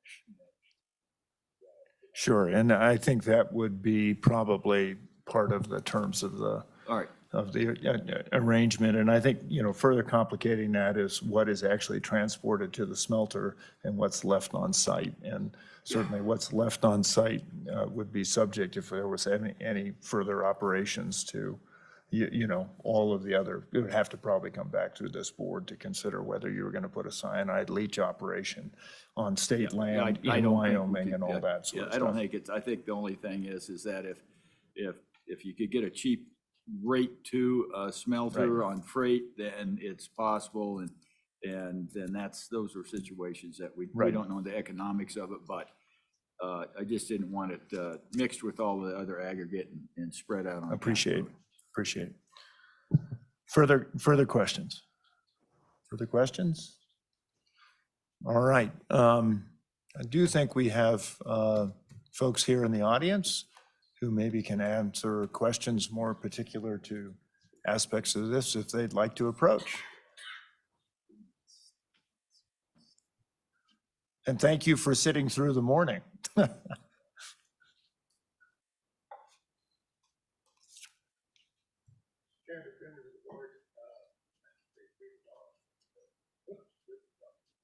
To the right. So fancy since I left. It's because we spent so much money making this place fabulous. You recall I vetoed it. Yeah. I sued. Mr. Chairman, members of the board, my name is Dave Friedenthal. I'm part of the legal team assisting U.S. Gold. I think the kind of questions you're going to have are probably most properly addressed by George B., who I'll yield the microphone to. I would say in response to the treasurer's concern, and he'll deal with the technological part, but the way that lease is worded, if they mine any gold, any copper, a minimum of the 2.1% would apply because it's mineral extracted from the base. So George B., who's the president, big dog in charge of permitting and putting this project together. Tell them a little bit about where you came from. Mr. B, thank you. Welcome. Yes, George B. I'm a mining engineer. I've been in the business for 42 years operating and developing mines, and I would like to thank the board for your attention, Mr. Chairman, and the opportunity to speak. So I don't know if I could answer questions, it would be good. I would like to thank Mr. Stagg and Mr. Hammond for the work that they've done. It's the first time I've seen their faces or met them, and I think they've answered a lot of the questions. Very good. Well, let me open it for questions if there are some.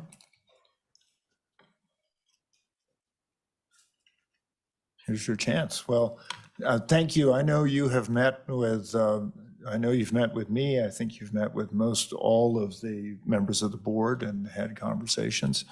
Appreciate that. Just to clarify too, I want to make sure that we appreciate the fact that you funded but did not influence the study. And that's because we don't have wherewithal to be able to get those studies independently funded. So thank you very, very much for that. With that, members of the board, if there are any other questions, if there are any questions for just sort of the operation aspects that you'd like to direct to the staff, this will be your opportunity. And if that's the case, thank you very, very much. I would now entertain a motion. Mr. Chairman, Madam Auditor. I would move that the board find that setting a royalty rate lower than the default rate currently in the lease, that leases number 40828 and 40858 is necessary, and that we approve a 2.1 royalty rate for the two leases described with no deductions, and that the board also direct OSLI staff to negotiate and finalize amendment documents for those two leases reflecting the new royalty rate set by the board and any other required clarifications, such as the state's audit rights, timing of payment, and timing of a true-up for ultimate weights and payments. Thank you very much. It's been seconded by the treasurer. Thank you. Any further discussion? Hearing none, all in favor signify by saying aye. And we sometimes don't pick up everybody's votes, so I'd appreciate being really pronouncing a yes or no. So ayes? Aye. Nays? That motion carries. Congratulations. Thanks. See, investment of time yields results. So thank you. Thank you very much. Madam Director. Mr. Chairman, that brings us to matter H1, which is final consideration of state trust land exchange in Sheridan County. I would yield to Deputy Director Crowder to present that matter to the board. And I suspect in order for this to come properly before the board, we'd have to take it off the table. My apologies, Mr. Chairman. You are correct. The matter was previously tabled, so that's exactly right. Thank you. So I'd entertain a motion to take matter H1 off the table. Mr. Chairman, I would move to take matter H1 off the table. Is there support to take matter H1 off the table, which is the state trust land exchange in Sheridan County? Is there support? Is there support? Final call. Matter fails for lack of a second, for the second time. So. Thank you, Mr. Chairman. We now move to the forestry matters, and we have interim state forester Kelly Norris here to provide an update for the board.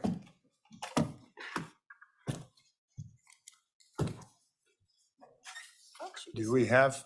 She was here. I could have sworn that I saw her. Maybe a fire started. Yeah. Yeah, let's hope.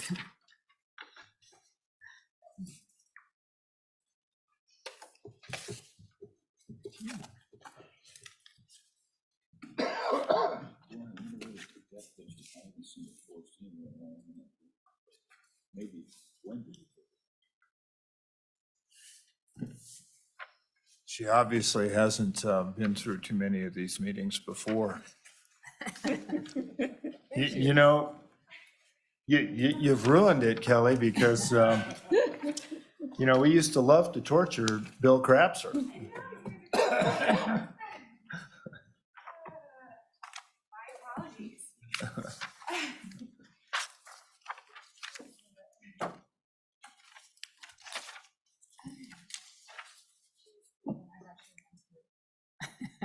Oh, thanks, Kelly.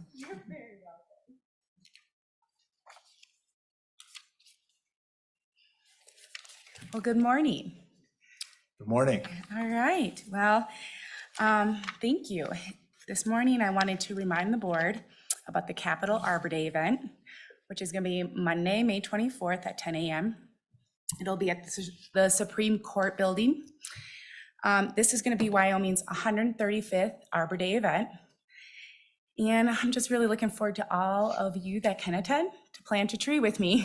So we'll be doing that. And outside of that, I wanted to give a quick update about our G&A program. So this week, we are looking to fill the Bighorn seasonal position, and that will leave only the Black Hills position open. In this last year, out of those G&A AWAC positions, we replaced or filled with a whole new cohort of foresters. And as we're gearing up to a field season, we're expecting the snow to come off, and we're expecting a pretty productive field season with those G&A foresters. I did want to also give an update on forest plan revisions. We are expecting 3 forest plan revisions to be kicked off or started within 2023. The Black Hills Forest Plan revision is moving forward. We'll also be coordinating a LiDAR inventory that will be occurring this summer in the Black Hills. The Bridger-Teton National Forest is planning on kicking off their plan revision this year, and the Medbo route will begin their forest plan revision this October. This will not include Thunder Basin National Grasslands as part of that plan revision. It's only Medbo route. So we are expecting to be very busy as we move into forest plan revisions between those 3 forest plans. I've also provided you the Nature Conservancy Forest Ecosystem Restoration Report on Wyoming's forests. I know many of the board members from last year had wanted to see a copy when it was finalized, and so I've brought you copies here. The online story map is an excellent replacement to reading an entire report. So I will be sending each of you in an email where you can get to the story map as well as a actual version of this non-paper form. The purpose of this study was to estimate the monetary value of ecosystem services or benefits provided by Wyoming's forests to people. Basically trying to put a value on things like water quality, recreation, wildlife habitat. So some key findings out of this study, the Nature Conservancy analyzed Wyoming's forests. It was about 9 million acres of forested lands, and that included all private, federal, and state. Out of these 15 eco-services, our forested lands in Wyoming are valued $22 to $28 billion each year in benefits. And these are market revenues as well as non-market benefits. Another key finding from this research was specific to what we found from what Wyoming citizens felt about their forests. And the value of forests provide to wildlife habitat was their highest value. The Nature Conservancy has shared this study with numerous state agencies as well as with national and regional leadership from the U.S. Forest Service. Lastly, I want to cover wildland fire potential outlook for Wyoming, and I provided you a packet for reference. We have had substantial precipitation in March across Wyoming, as you're all well aware. And what that brought us was back up to normal or well above snowpacks. This means drought conditions have improved substantially across Wyoming as well. And if you were to look at page 3 in particular, we did a comparison from December 29th to April 3rd. If you look at the corner of where Cheyenne is, we went from 46% in December of snow water equivalent up to 92%. Casper also, that Casper area had a pretty large shift in the last 3 months. And every other area across the state increased. We did not see a decrease, as you're well aware. Yeah, Mr. Chairman? Mr. Treasurer. Just let's look at December 29th, and I want to try to figure out where the Laramie Range is there. And we've got the southeast corner there. You got the 46, and I guess that's the watershed that goes down to Cheyenne and south and eventually ends up in the South Platte. Is that correct? I believe so. Yeah, and then the yellow one there, is that between the yellow 80% and the green 94%, is that border there, is that the Laramie Range? So you've got everything that goes east and north, and then you've got the Laramie Range that it looks like it cuts. I'm assuming that kind of comes in from both sides there. I'm not sure, but. And Mr. Treasurer, I think a lot of these maps are available on the USGS site. And having the benefit of Senator Hicks's really profound demonstration the other day, that might, because I'm not sure, Kelly, you being fairly new to the area, exactly if you know which drainages are which. Yes, that's correct. But I think you probably can't see it very well because it's not close up there where Casper actually is. And that 80% is that Laramie Range and that one. And then on the other side of it, but it's split in half, just like you're seeing to the other sides of it. All right, thank you. Yeah. Thank you, Mr. Thank you, Kelly. And thanks. And I think, further point, just because it's really quite interesting, is the higher you go, the lower the overage over our normal percent it is. If you look at Star Valley, for example, you have places that are approaching 200% of normal in the valley floor, when up higher, it's only about 120, 130, and most of the snow-tail sites are at high. That's correct. Elevations. That's correct. Yeah, almost the majority of those snow-tail sites are up at higher elevations, tracking snowpack. When it comes to an active fire season, what the weather does over the next 2 months can really have a high influence. We are expecting some short-lived fire activity across the state prior to green up. We've already had a few small ones. Kansas already, just this past weekend, did a state compact request. We haven't sent any resources. They were filled with other states, but we are expecting, as the snow melts off in the coming weeks, we'll have some sort of activity prior to green up. The La Nina is expected to maintain a warm and dry influence over Wyoming and the Rocky Mountain region over the next several months. And there are predictions for early snow melt.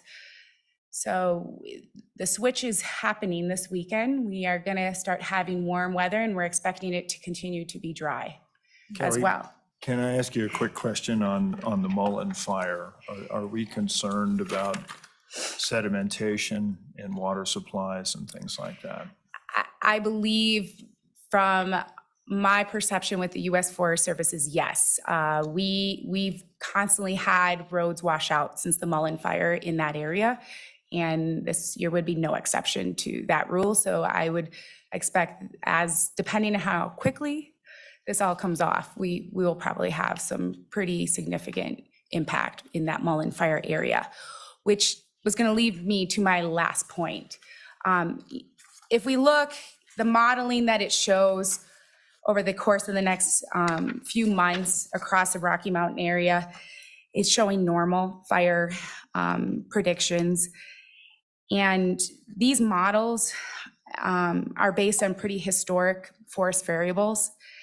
Our fire managers know it doesn't take much drying to get wildland fire going in a forest full of dead timber, especially timber that's been dead for a decade or two. So this is going to be a challenge we're going to continue to face in many of our forests across Wyoming. Once the snow comes off, it no longer takes that much time to dry out dead timber. it's in comparison to a healthy live forest. And so we're seeing that. We saw that in the Mullen frequently. Every time we thought we were going to have some moisture and we were going to put it out, it didn't put the fire out. And so that's just more of a heads up when I call you in June and we might have a massive wildfire somewhere in one of our forests that's been standing dead for multiple decades. And you're like, Kelly, we've had so much moisture. Why is this? That would be the reason why, is it really just doesn't take much to dry out dead timber. So with that, I was going to open it up for questions. Questions? Mr. Chairman, Madam Auditor. this is probably a real dumb question. I'm sure it is. On the map of snow water equivalent, why don't we have numbers on like the blank spot between like Rock Springs and Rollins? I mean, that seems just no measurement. That's real dry. It's a It's a real desert. dry area. We don't usually track that. Okay. We don't carry snowpack there, so we wouldn't have a snowpack, snow tell site to track that. High fire risk 100% of the years. Except for this year, when I drove through Jeffrey City, it was under a snowdrift. So I've not seen. It's been a significant year for even that area. We just don't have data, a snow tell site there to collect that, because most years there isn't much there. It doesn't last long. Thank you. Mr. Chairman? Mr. Treasurer. I guess to that, what does it cost for a snow tell unit? Just operation or stuff? Do you guys have anything to do with that, or is that somebody else? That is somebody else. That's the state engineer's office. And that's who is actually tracking all of that data themselves. But that is a great question. Yeah. Further questions? Couple questions with regard to fire season. And memory is probably eluding me at this point, but there was a White House initiative, it seems to me, that was talking about getting lots of people engaged from various states. Wyoming was not on that list. Utah, Montana, Idaho, Colorado, California, et cetera, et cetera. And I was concerned. We've had very fortunate last couple of years, largely because we've been well prepared. And I'm wondering if our success has kept us from that list, because I think there's, resources that are going to be made available and other aspects of that arrangement that could be helpful. Very good question, Mr. Chairman. What Mr. Chairman is referring to is the wildfire strategy, and that is in its second year with the U.S. Forest Service. And they selected 11 additional areas the Forest Service did to fund additional fuels mitigation work, and Wyoming did not receive any of that. And we also did not receive any funding for any project work the year before that.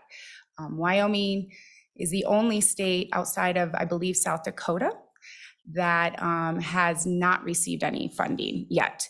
So what does that mean for Wyoming? That means we roll up our sleeves and we work with our cooperators and our federal partners, and we continue to do the great work we need to do.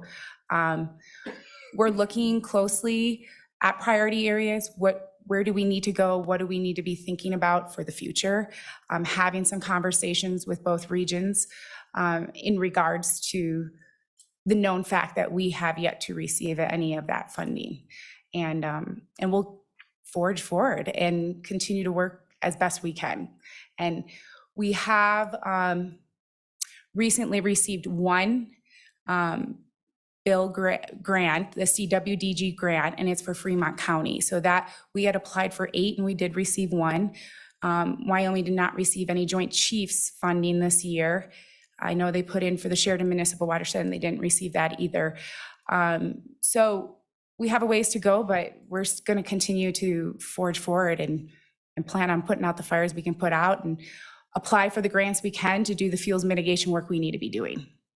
Well, and thanks. And on that note, our single engine air tankers are under contract, and when do they become live? And then how's our heli-tac? Yeah, thank you, Mr. Chairman. Both our state helicopter and our seats are officially under contract.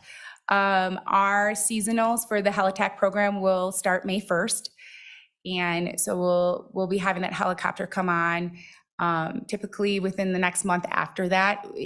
We have this flexibility. So if the snow comes off pretty quickly and we believe we're going to have some significant fire activity, we can bring both our seats and our helicopter on earlier. We've been caught a couple times having experience with the Robinson Fire in the Bighorns, not having our helicopter on yet. But we'll be watching that pretty closely. Typically, it's about mid-June that both those seats and the helicopter start. Thanks. And I would note, Kelly, that your work on the Robinson Canyon fire, the state's work was phenomenal. And all you have to do is look, you put that out in a few weeks, whereas the Forest Service let theirs burn all summer long, a little bit north of there, same type of terrain. So. Yes, thank you, Mr. Chairman. He's referring to the Crater Ridge fire that went up for a solid 2 or 3 months in the northern Bighorns. And we had a small little crew that really made a difference for the Robinson Fire in the face of the Bighorns, in the southern part of the Bighorns, and saved quite a bit of private lands, actually, and state lands on that fire. Thank you. Further questions? Any? Mr. Treasurer. Yeah, that LiDAR project that they're going to do in South Dakota, Wyoming, when are you going to fly that? Is it going to be middle of summer or something? Mr. Chairman, Mr. Treasurer, good question. I am having a meeting with Region 2 this Friday to get an update. It will be this summer. I don't know when it will be this summer. We are going to be figuring out the details in regards to that. The LiDAR flight that is being requested is at a very high level, and it's already under contract with the Forest Service. The USGS is with them. So it is going to happen. I just don't have the confirmed dates. Follow up, Mr. Chairman? Sure. Do you think that that technology is going to give us a tool to really determine forest health? Or what do you think the best outcome might be of that technology? Mr. Chairman, Mr. Treasurer, in regards to LiDAR, it will provide excellent imagery for forest health tracking. If we're going to watch for a mountain pine beetle, if we're going to watch for its, if we're going to watch for something over the course of a long time, it's going to give us a snapshot in time. We're still going to need to go out on the ground and inventory. It doesn't give us densities in the way that we can adjust with modeling. We have to go out on the ground and put in plots to match what we're seeing up in the air. But it does provide us an excellent opportunity to see where that entire forest is at holistically, health-wise from aerial. And then we will come behind with the Forest Service and see what that means when it comes to the size of the diameter of the trees and how many there are per acre, the densities of the trees. So the on-ground work is going to basically fine-tune what the LiDAR thinks it's looking at, and it'll just get better and better, hopefully. Correct. Yes. Okay. Thank you. Thank you. Further questions? Thank you. Well, thank you. Mr. Right. Chairman, I sure hope the weather will be nice for our Arbor Day celebration. It always is. So it's early April. Now, weather predictions say it's supposed to be dry and warm, but we can plan on probably some snow. Excellent. Thanks, Kelly. All right, Madam Director. Mr. Chairman, we have one final matter for the board's consideration today. We have a walk-in matter, which is to consider a grazing and agricultural lease expiration. And just by way of background for the board, when a state grazing and agricultural lease expires, the parcel becomes vacant unless the existing lessee timely files a complete renewal application within the timeframes required by statute. The statutes provide that the renewal application must be filed in the Office of State Lands and Investments not earlier than 120 days prior to, not later than 30 days prior, and not, let me start again. that the renewal application must be filed in the office not earlier than 120 days prior to and not later than 30 days prior to the expiration date of the existing lease. If it doesn't meet the statutory requirement to renew, the lands are then considered vacant. Unfortunately, the way these statutes are written, they don't provide the agency or the director with any discretion. You must adhere to these requirements. And unfortunately, too, there's no process in our rules to bring an untimely filing decision to the board in some sort of appeal. Appeals to the board are really limited to contested leases and lease cancellation proceedings. So this is sort of outside of that. I will note that back in August of 2022, the board did an unprecedented exception to our lease renewal process. Several of the lessees who had not timely renewed their leases, it was determined that they may have been negatively impacted by the COVID-19 pandemic. And so at the time, the board decided to renew most of those leases. However, during the discussion, the board was very clear with the agency and with me that this was a one-time exception. It would not be done there was no intent to set any sort of precedent. So with all that in mind, the facts as the agency knows it here with respect to the McCormicks, the McCormicks were sent a renewal packet on October 18th of 2022. It was sent certified mail. Included in the packet was a renewal application and instructions on how to submit the renewal application. There's a generic sort of letter that goes with it that provides in bold that the application must be in the office by a date certain. In this case, it was January 30th of 2023. Our records indicate that the McCormicks received the renewal packet on November 1st of 2022. On December 28th of 2022, OSLI reached out to the McCormicks as we had not seen their paperwork and we knew that their deadline was approaching. Then in early January of 2023, staff spoke with Ms. McCormick, advised her on how to fill out the paperwork. And then later in January on the 23rd, additional contact was made with the McCormicks, and Mr. McCormick told staff that the renewal paperwork had been sent on January 17th through the USPS, and that they had apparently utilized a tracking number that was showing that the materials were in transit. Staff reiterated that the deadline is firm, that it has to physically be in the office by the deadline. We don't accept postmark dates. Staff has told me that they also confirmed that they were told they could drive it down, they could file a new one, they could overnight it, that there were other ways to do this. Then on January 30th, the deadline, I think there was a phone call with Ms. McCormick, very concerned, wondering if we had received the application. We had not.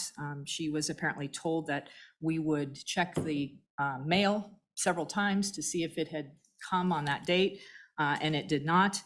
She asked if we accepted emails or fax copies, and we said no, that the money has to be received. We need a wet signature. Finally, the office received the McCormick's materials on February 9th of 2023, some 10 days after the deadline that had been provided to them. So Ms. McCormick had asked eventually if she could have her board or have her matter placed on the board's agenda. I sent you all that notification that I had received that request to be placed on the agenda. And I also let you know my concerns with putting it on the agenda, given the board's specific direction to me, as well as that there's really no process for this. And so I was concerned that it would even be properly before the board. And that's what supported my determination to not place it on the agenda.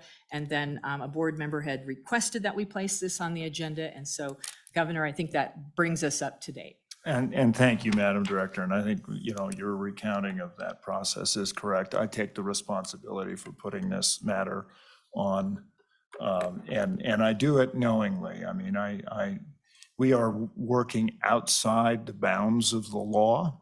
as it is expressly put forward by the legislature. I checked with Bridget Hill to see if this is the normal in her experience. I've also talked with former Director Boomgarden to sort of get a history of how this is done. Clearly the circumstances here where you have a certified letter that was put in the post office at a certain time, most people would say, gosh, I postmarked it by the right date, and it should be acceptable. So I certainly think that's a reasonable conclusion. However, the law does not opine on that, and I'm not going to take a jump, Mr. Peters, if you want to clarify any of that, but this is really an extraordinary circumstance. We had this before, and I had recommended to the legislature that they consider a cure process. The thought was, we got the materials, there are deficiencies that are there. It allows the office to go back and say, what are the things we need that we can finish this out so that it could provide a more reasonable approach and allow some flexibility for the director and staff to be able to meet these kinds of extraordinary circumstances. We didn't get that. What we got was a more prescriptive process that now has a timeline with different periods of time that the office is supposed to do things here, there, and everywhere. So I'm not sure that the quote unquote cure process is that much more helpful, but it does require the office to make more reach outs. I think one of the things for me in this is just I realize that the McCormicks are on. The challenge with these sets of circumstances is there's always a perception that maybe somebody reached out or maybe they didn't, and those get to very complicated matters. So with regard to that, it seemed to me wise, and of course it's up to the board to do what they want, but knowledgeably that I am acting outside of the bounds of law. And Mr. Peterson, you can correct me if I am wrong about that. I ask that this matter be brought before the board for consideration. I do not like the precedent of doing this, and I think that we should, instead of being more prescriptive, as the legislature wants to do, is to provide more discretion to allow for the staff to be able to do what they need to do to make honest efforts, as the McCormicks apparently did, come to fruition. So, and I think the simple fix on this is to change the statute from must be in the office to postmarked by, and we've done that in other statutes. Mr. Treasurer. Just clarification, it was sent out October when from your office? Mr. Chairman, Mr. Treasurer, the renewal packet was sent to the McCormicks on October 18th of 2022, and it was sent certified, and our records indicate they received it on November 1st of 2022. Yeah, it looks like, from that perspective, it probably should have gotten to you in time. That's about the same amount of time between the 17th and the 30th or close to it. And the U.S. Post Service was, 9-10 days late. Question I have here is that can we by rule allow for a first of all the delivery by fax of the not the money, but a delivery by fax of a signed the signed lease, or can we allow by rule an email or some I guess representation, I could, or text or whatever, of that lease, because you can take a picture of it, you can download it to your computer, email it to and then you would have that. So you'd have the lease, but on time, but you wouldn't necessarily have the money on time unless we provided, I guess, a way to allow you to get the money on time, which we might move into this century and say that you could use some electronic transfer or some other means. So I'm wondering what flexibility you have to, other than hand it to you or have it mailed to you, is there to perfect a leasehold? Mr. Chairman, Mr. Treasurer, it's my understanding that one of the reasons we don't accept faxed or emailed applications is because in order for the application to be deemed complete, we also need that money with it. Jason, I don't know if you're feeling that there would be some sort of ability to uncouple that, but it's my understanding that we haven't done that before, that in order for it to be complete, it all has to be there. Mr. Chairman, Mr. Treasurer, the historic interpretation of the statute, and it's statute 36-1-104, says all applications to lease grazing and agricultural lands under outstanding leases must be filed in the office by the time periods noted. Our interpretation of filed in the office is that it is in the office and not some representation of it is in the office. That's just been the historic representation. So that's the statute, meaning that the rules haven't been adjusted, and we haven't offered that to you because we don't believe it can be separate from that. Yeah, in the office, when was that statute written? Well before fax, well before email, well before it had digital representation of a cell phone? Mr. Chairman, Mr. Treasurer, that's a great question. I don't know the answer. And Mr. Treasurer, it's interesting because the legislature had the chance to fix that. And they still have the same language. In fact, the new and improved version of leasing that, signed into law this year would not have solved this problem. I think having it postmarked or maybe having some representation. And I have talked with Chairman Eklund about this and a couple of members of the Ag Committee, because I do think there's a simple fix to this. And Deputy and Director, I think you would agree that certainly Ms. McCormick's thought would be reasonable. You have it in the post office, it's certified, it's supposed to be delivered. And so I don't think there's any particular motivation on the part of the office to be jerks in this matter. So, Mr. Chairman, I guess if I'm looking for an extraordinary circumstance, was there any time from the time that the letter was sent to the time that it was arrived, a closure of the roads in any of that area that would have prohibited or delayed it, and that was basically an act of God? And there's a lot of things that you can use as an act of God clause to get you out of hot water from time to time.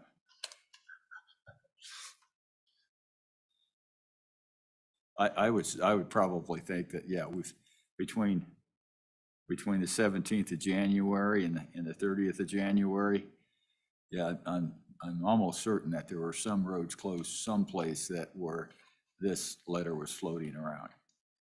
Mr. Chairman, Mr. Treasurer, I don't have any information concerning that, but Holly, do you? And I believe if I read the material, and I'll let the McCormicks answer this, but I think they did try to track the letter in the way. So they demonstrated effort as well. Ms. Kennedy. Thank you, Mr. Chairman. To speak to that question, I don't have any direct knowledge of road closures during that time, but I can speak to that we did receive a lot of other lease applications within that time frame, and this seems to be the only one that occurred that problem. And so that is what I can speak to in regards to that question, if that is helpful. Yeah, so do you think that more likely than not, it was just a postal employee that lost it? I would hate to point the finger at any one member yeah. serving the public. Yeah. However, it seems that, something went awry with this particular one. Yeah. We have had other instances where we've had lessees that, in years past have chosen to go ahead and mail that second application in an instance such as this. But again, during that time, we did receive several other applications from similar areas of the state. How much money are we talking about on this lease? If you give me just a moment, I can look at that. Thank you, Mr. Chairman. Madam Mr. Auditor, Chairman. I'll have auditor, then superintendent, then secretary. Director, please, and I recognize this is something I should know as we've talked about it a lot. Remind me of what the rules say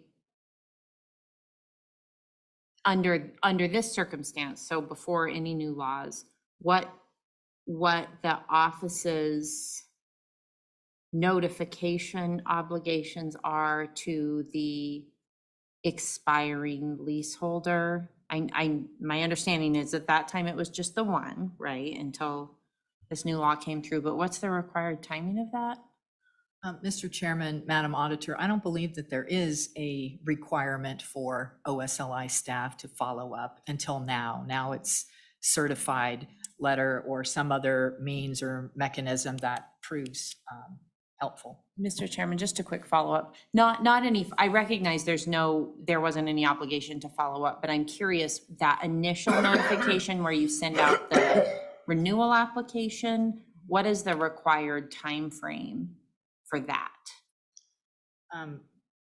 Mr. Chairman, Madam Auditor, if I understand your question, it's 120 days before the expiration of the lease is when we send it out, and they can, or it's before that, so they get that window of 120 days to 30 days before to submit the renewal. Gotcha, okay. And Mr. Chairman, the point I was trying to make is that, and I see, and again, speaking to the larger problem, nothing that I think was done incorrectly.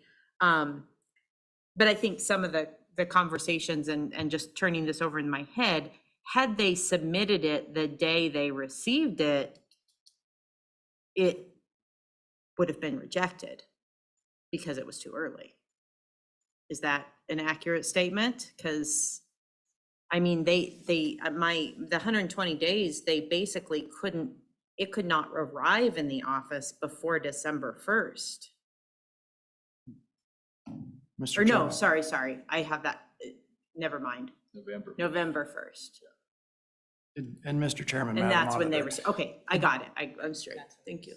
it is another fun piece of the statute that it gives very strict sideboards on this. And we have received some applications before the time period actually opens, but we hold those. We don't submit them back, we don't reject them, we hold them, and then we process them during the time period. Thank you. Deputy Superintendent. Thank you, Mr. Chairman. I can absolutely understand the agency's position on this and recognize that, there were several months for these individuals to send in this renewal. But what I'm, really looking at with the language of the law and then the same language in the rule of this, must be filed in the office. And wondering if we could clarify a little bit on email or fax, and if that was, I think I've heard kind of conflicting things of if that was offered up, if the proponent, asked for that. And then, Mr. Chairman, if you'd spoken to the Attorney General on what does it mean to file and kind of, are we out of bounds with the law on this? Thank you. Mr. Chairman, Madam Superintendent, as Deputy Director Crowder mentioned, we've historically interpreted filed to mean physically in the office. We have not offered email, we have not offered fax. And again, because we need the funds with the application as well, and we've always thought that we need a wet signature on that document. Now, obviously, times have changed since the statute was written. However, it's my understanding that Ms. McCormick did ask on the due date on January 30th if she could fax something or email something. And of course, we turned her down because there was no way to get the funds, but also because that's not our historic way of doing it. We've told people specifically that filed means physically here, not faxed, not emailed. Yeah, Mr. Chairman. I'm going to have the secretary and then I'll, Mr. Treasurer. Well, Mr. Chairman, a couple comments here. One, I'm extremely supportive of this being on the agenda.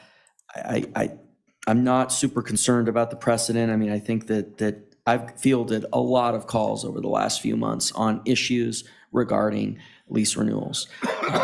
Lack of follow-up when applications are received without a check, and then suddenly they're getting some notice that their lifeblood is being taken away because they forget to send a check. And there's no follow-up on that. And it's been multiple times I've heard that. And it's really concerning to me. And customer service is just really important. So I'm very supportive of having this on the agenda. I think we need to take action today. Are we going to hear from them or are we ready? Yeah, I'm going to Okay. have the Okay. opportunity to listen. Thank you. Yep, so thank you, Mr. Secretary. Mr. Treasurer. Yeah, Mr. Chairman, I think that language that's in the statute is broad enough that it doesn't say, it has to be a letter, it doesn't have to be physical. And now, even though that's historical, I'm not exactly sure what the rules say, but I think that we have to take into account, the age we live in and the technology that exists. And that goes to the point of customer service, is that using what technology and what is available for communication. For the longest time, I wouldn't do DocuSign because I just thought that no, but it's been, there's times when I think there's some, we need to move forward. And I think all this does is if we approve this, I think it basically, I think, says that, yeah, we should accept faxes, and that in these situations where there are extreme weather events, and I can't say for 100% that there were extreme weather events during this time period, but I know if it was coming from Laramie, that road was closed more than it was open, I think, during this time period. And Mr. Treasurer, I appreciate those comments. I guess my concern is this true for oil and gas operators? Is this true for commercial operators on state lands? I mean, if we're going to provide this kind of latitude on a regular basis, we should be consistent across all customers for the state of Wyoming. And, sometimes royalty payments are late. In the case of an operator in Johnson County, it was 8-9 years late. Yeah, yeah, that 8-9 days is different than 8-9 years. I get that, but I don't think this board has the ability to, what this board can do, and we have done before, is to operate on a single basis on a case by case. But what that could mean. I think there's a reason the IRS doesn't sort of say, gosh, it's okay, don't file when you want to. And that goes to a point, Mr. Chairman, I think that, if you're a day late, you should be $1 short, and we should probably have rules that say that, yeah, we'll give you some slack here, we'll let you do a fax deal, but if your payment is late, it's automatically a $200 fine or something like that. So there's that process that allows people to be a day late and $1 short, but it doesn't negatively affect the whole agricultural, energy industry, or whatever it is. That we should I guess provide clear guidance to the department about different technology that we need to adopt, and that is going to make some changes. But I think that we have to adopt that technology, or you lose customer service and you lose the ability of I think firms, whether they're large or small, having those conveniences, which are in this case, would have been more than a convenience. And Mr. Treasurer, I think that's a good point. I don't know if this board has the ability to sort of just do that. I mean, we are stuck with the law and a little bit of the precedent that we've had. My comments to Chairman Eklund were, let's look at giving us some ability to be able to exercise discretion that's reasonable. And I think that's really the right move. I do think what this board can do, and it has done it in the past, is to say this board has and I think this is within the law, to make a decision as it wishes to. But I think that was the reason I wanted this matter to come before us. One of the most challenging things is the he said, she said stuff where, we don't, somebody reports that nobody reached out to them, and yet other people say, well, we did try, and we tried to get a hold of the sheriff. The sheriff wasn't able to get a hold of him, and we end up in a kind of a death spiral. So I've asked that the office start carrying a log of contact efforts, who they talk to, et cetera, which is, I think, unfortunate that we have to get to that point. But I think when we have, in this particular case, just to get to the facts, I think it was a reasonable assumption that you put it in certified mail before the deadline, that it's going to reach the office and be properly filed according to everything. Didn't make it, whatever the circumstances are, and that's the reason I think this matter can come before this board for this board's actions. But I did want to be able to allow the McCormicks the opportunity to come before the board. If that's all right with you, we can do that now, or if there's other comments that need to be made. So with that, if the McCormicks are on, I think we have Ms. Delta McCormick. Floor is yours. Yes. I am here. Thank you. Thank you, Mr. Chairman. I appreciate the opportunity to speak. I have a written short statement. It's simply that my husband and I mailed our lease renewal, grazing and agricultural lease application to the Office of State Lands and Investments on January 17, 13 days before the due date. I called the Office of State Lands and Investments on January 25 after looking at tracking information to confirm that the envelope had not arrived. The envelope did reach Cheyenne on February 9th, 10 days after the due date.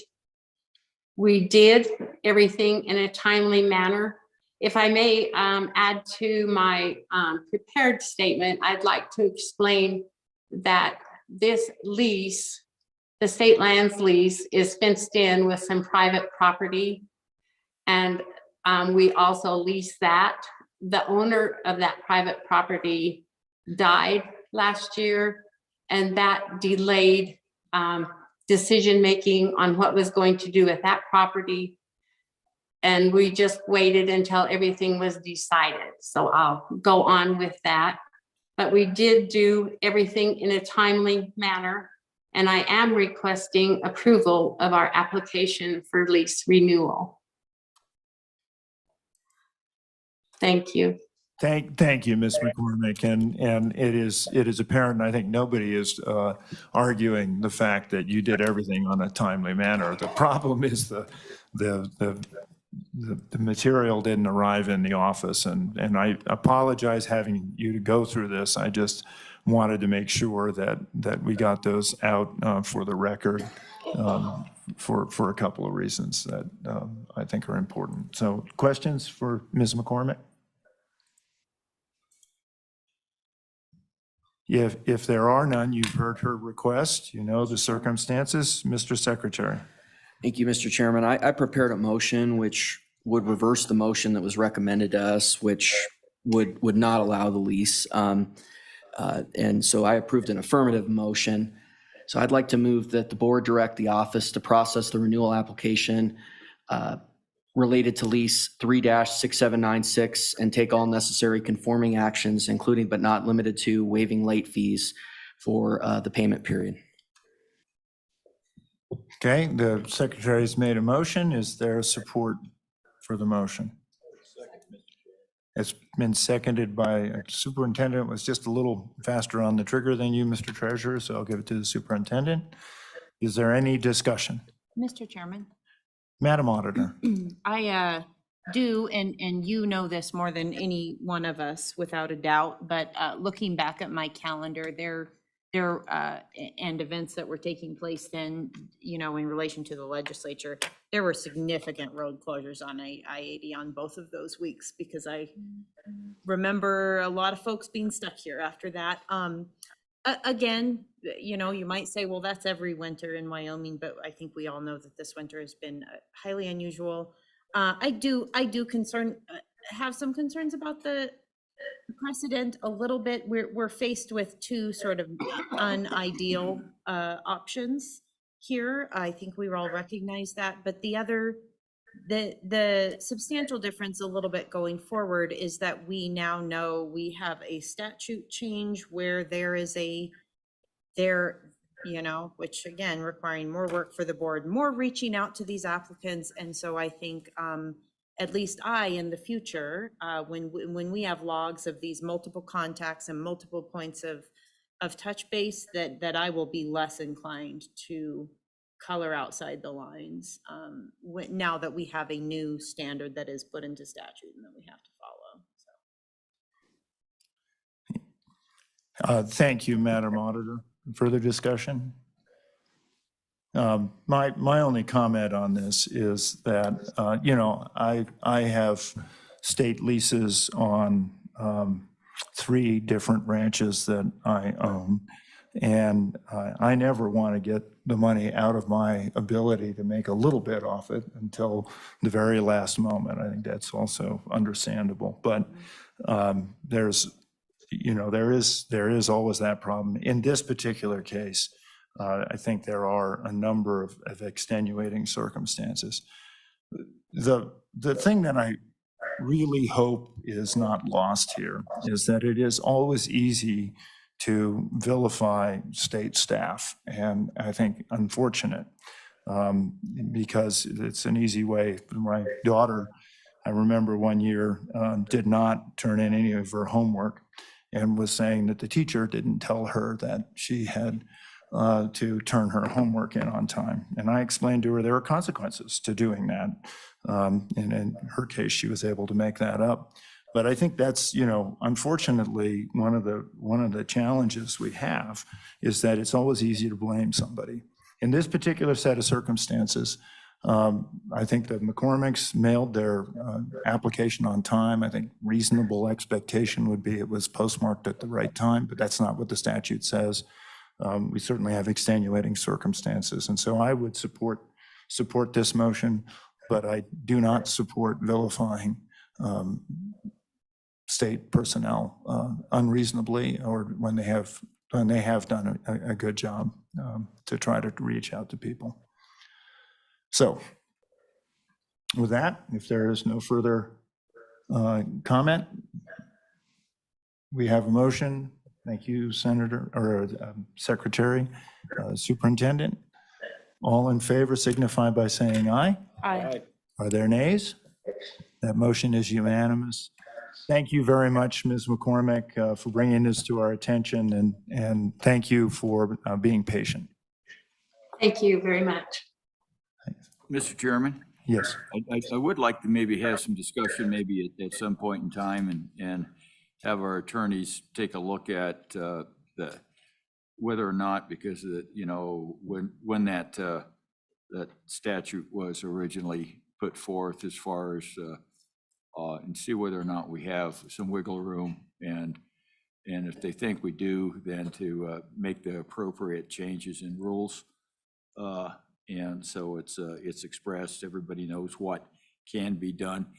And with in mind that on some of these things, that there's an expense to it, and we should, before we vote on, you know, we need to figure out if the state's going to go with DocuSign or something like that. Well, what does that mean? How much does that cost? Does it go everywhere? Secretary of State's office, do you use DocuSign, or whether it's just Office of State Lands? You know, but we do need to get to the next century here. Thank you. Thanks. Mr. Secretary. On that note, I'd like to move that we form a working group of 2 members to look at whether and to engage with the staff and with the Attorney General's office if there is room for us to write some rule as to what delivery means, and to think about these matters and see if there's some room within the existing statute. And thank you, Mr. Secretary. I'm not sure that's necessary. I think a group of 2 can meet just on as they wish and can bring those matters forward. So I think rulemaking requires a specific process, and so I think it's fine to bring a suggestion forward, and I would encourage you to work on that.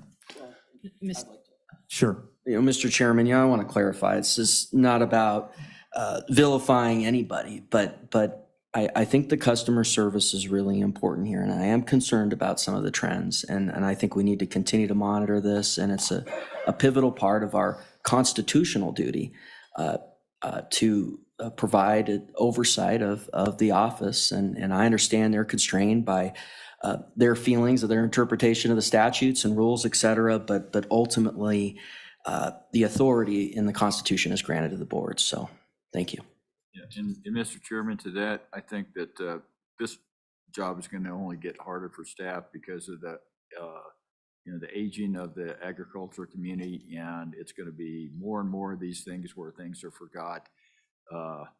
And so I think that we need to understand that the staff has some constraints as far as their capability, as far as just the number of people they have and how they can, because this department is like every department. The legislature says you can do this, and they don't add any money, and they don't add any staff. And pretty soon it gets to the point where we're just chasing our tail, and the work these guys put in with all those federal ARPA funds and things has been just an amazing lift. And I'll be glad when those ARPA funds are done. So maybe we can actually get back to taking care of business like we were able to. Yeah. Okay, thank you. Further comments? Mr. Chairman, if I just could real quick. So as many of you know, we're going to have to reopen Chapter 4, the grazing and agricultural leasing rules, again, because of the numerous changes that will be in the statutes. They're not, as I understand it, immediately effective, but they will be July 1. So we're going to probably do a massive, I don't want to call it a rewrite, but a massive consideration of what's in Chapter 4. And we'd be happy to look at some of these things that the treasurer has brought up. Is there room to, maybe do things a little differently, or to interpret things, a little differently in light of the being in the 21st century now? So we'll be looking at all that.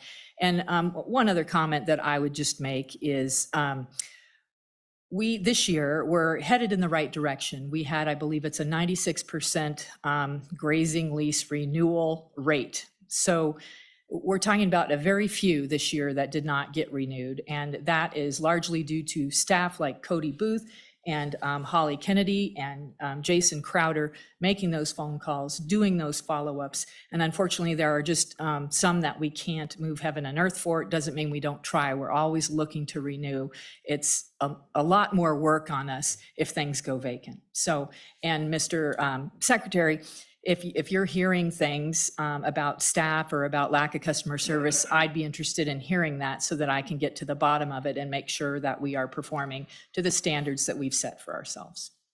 And thank you, Director. And part of my hope here, it's been, I guess, accepted by the legislature to savage the office over the last few years.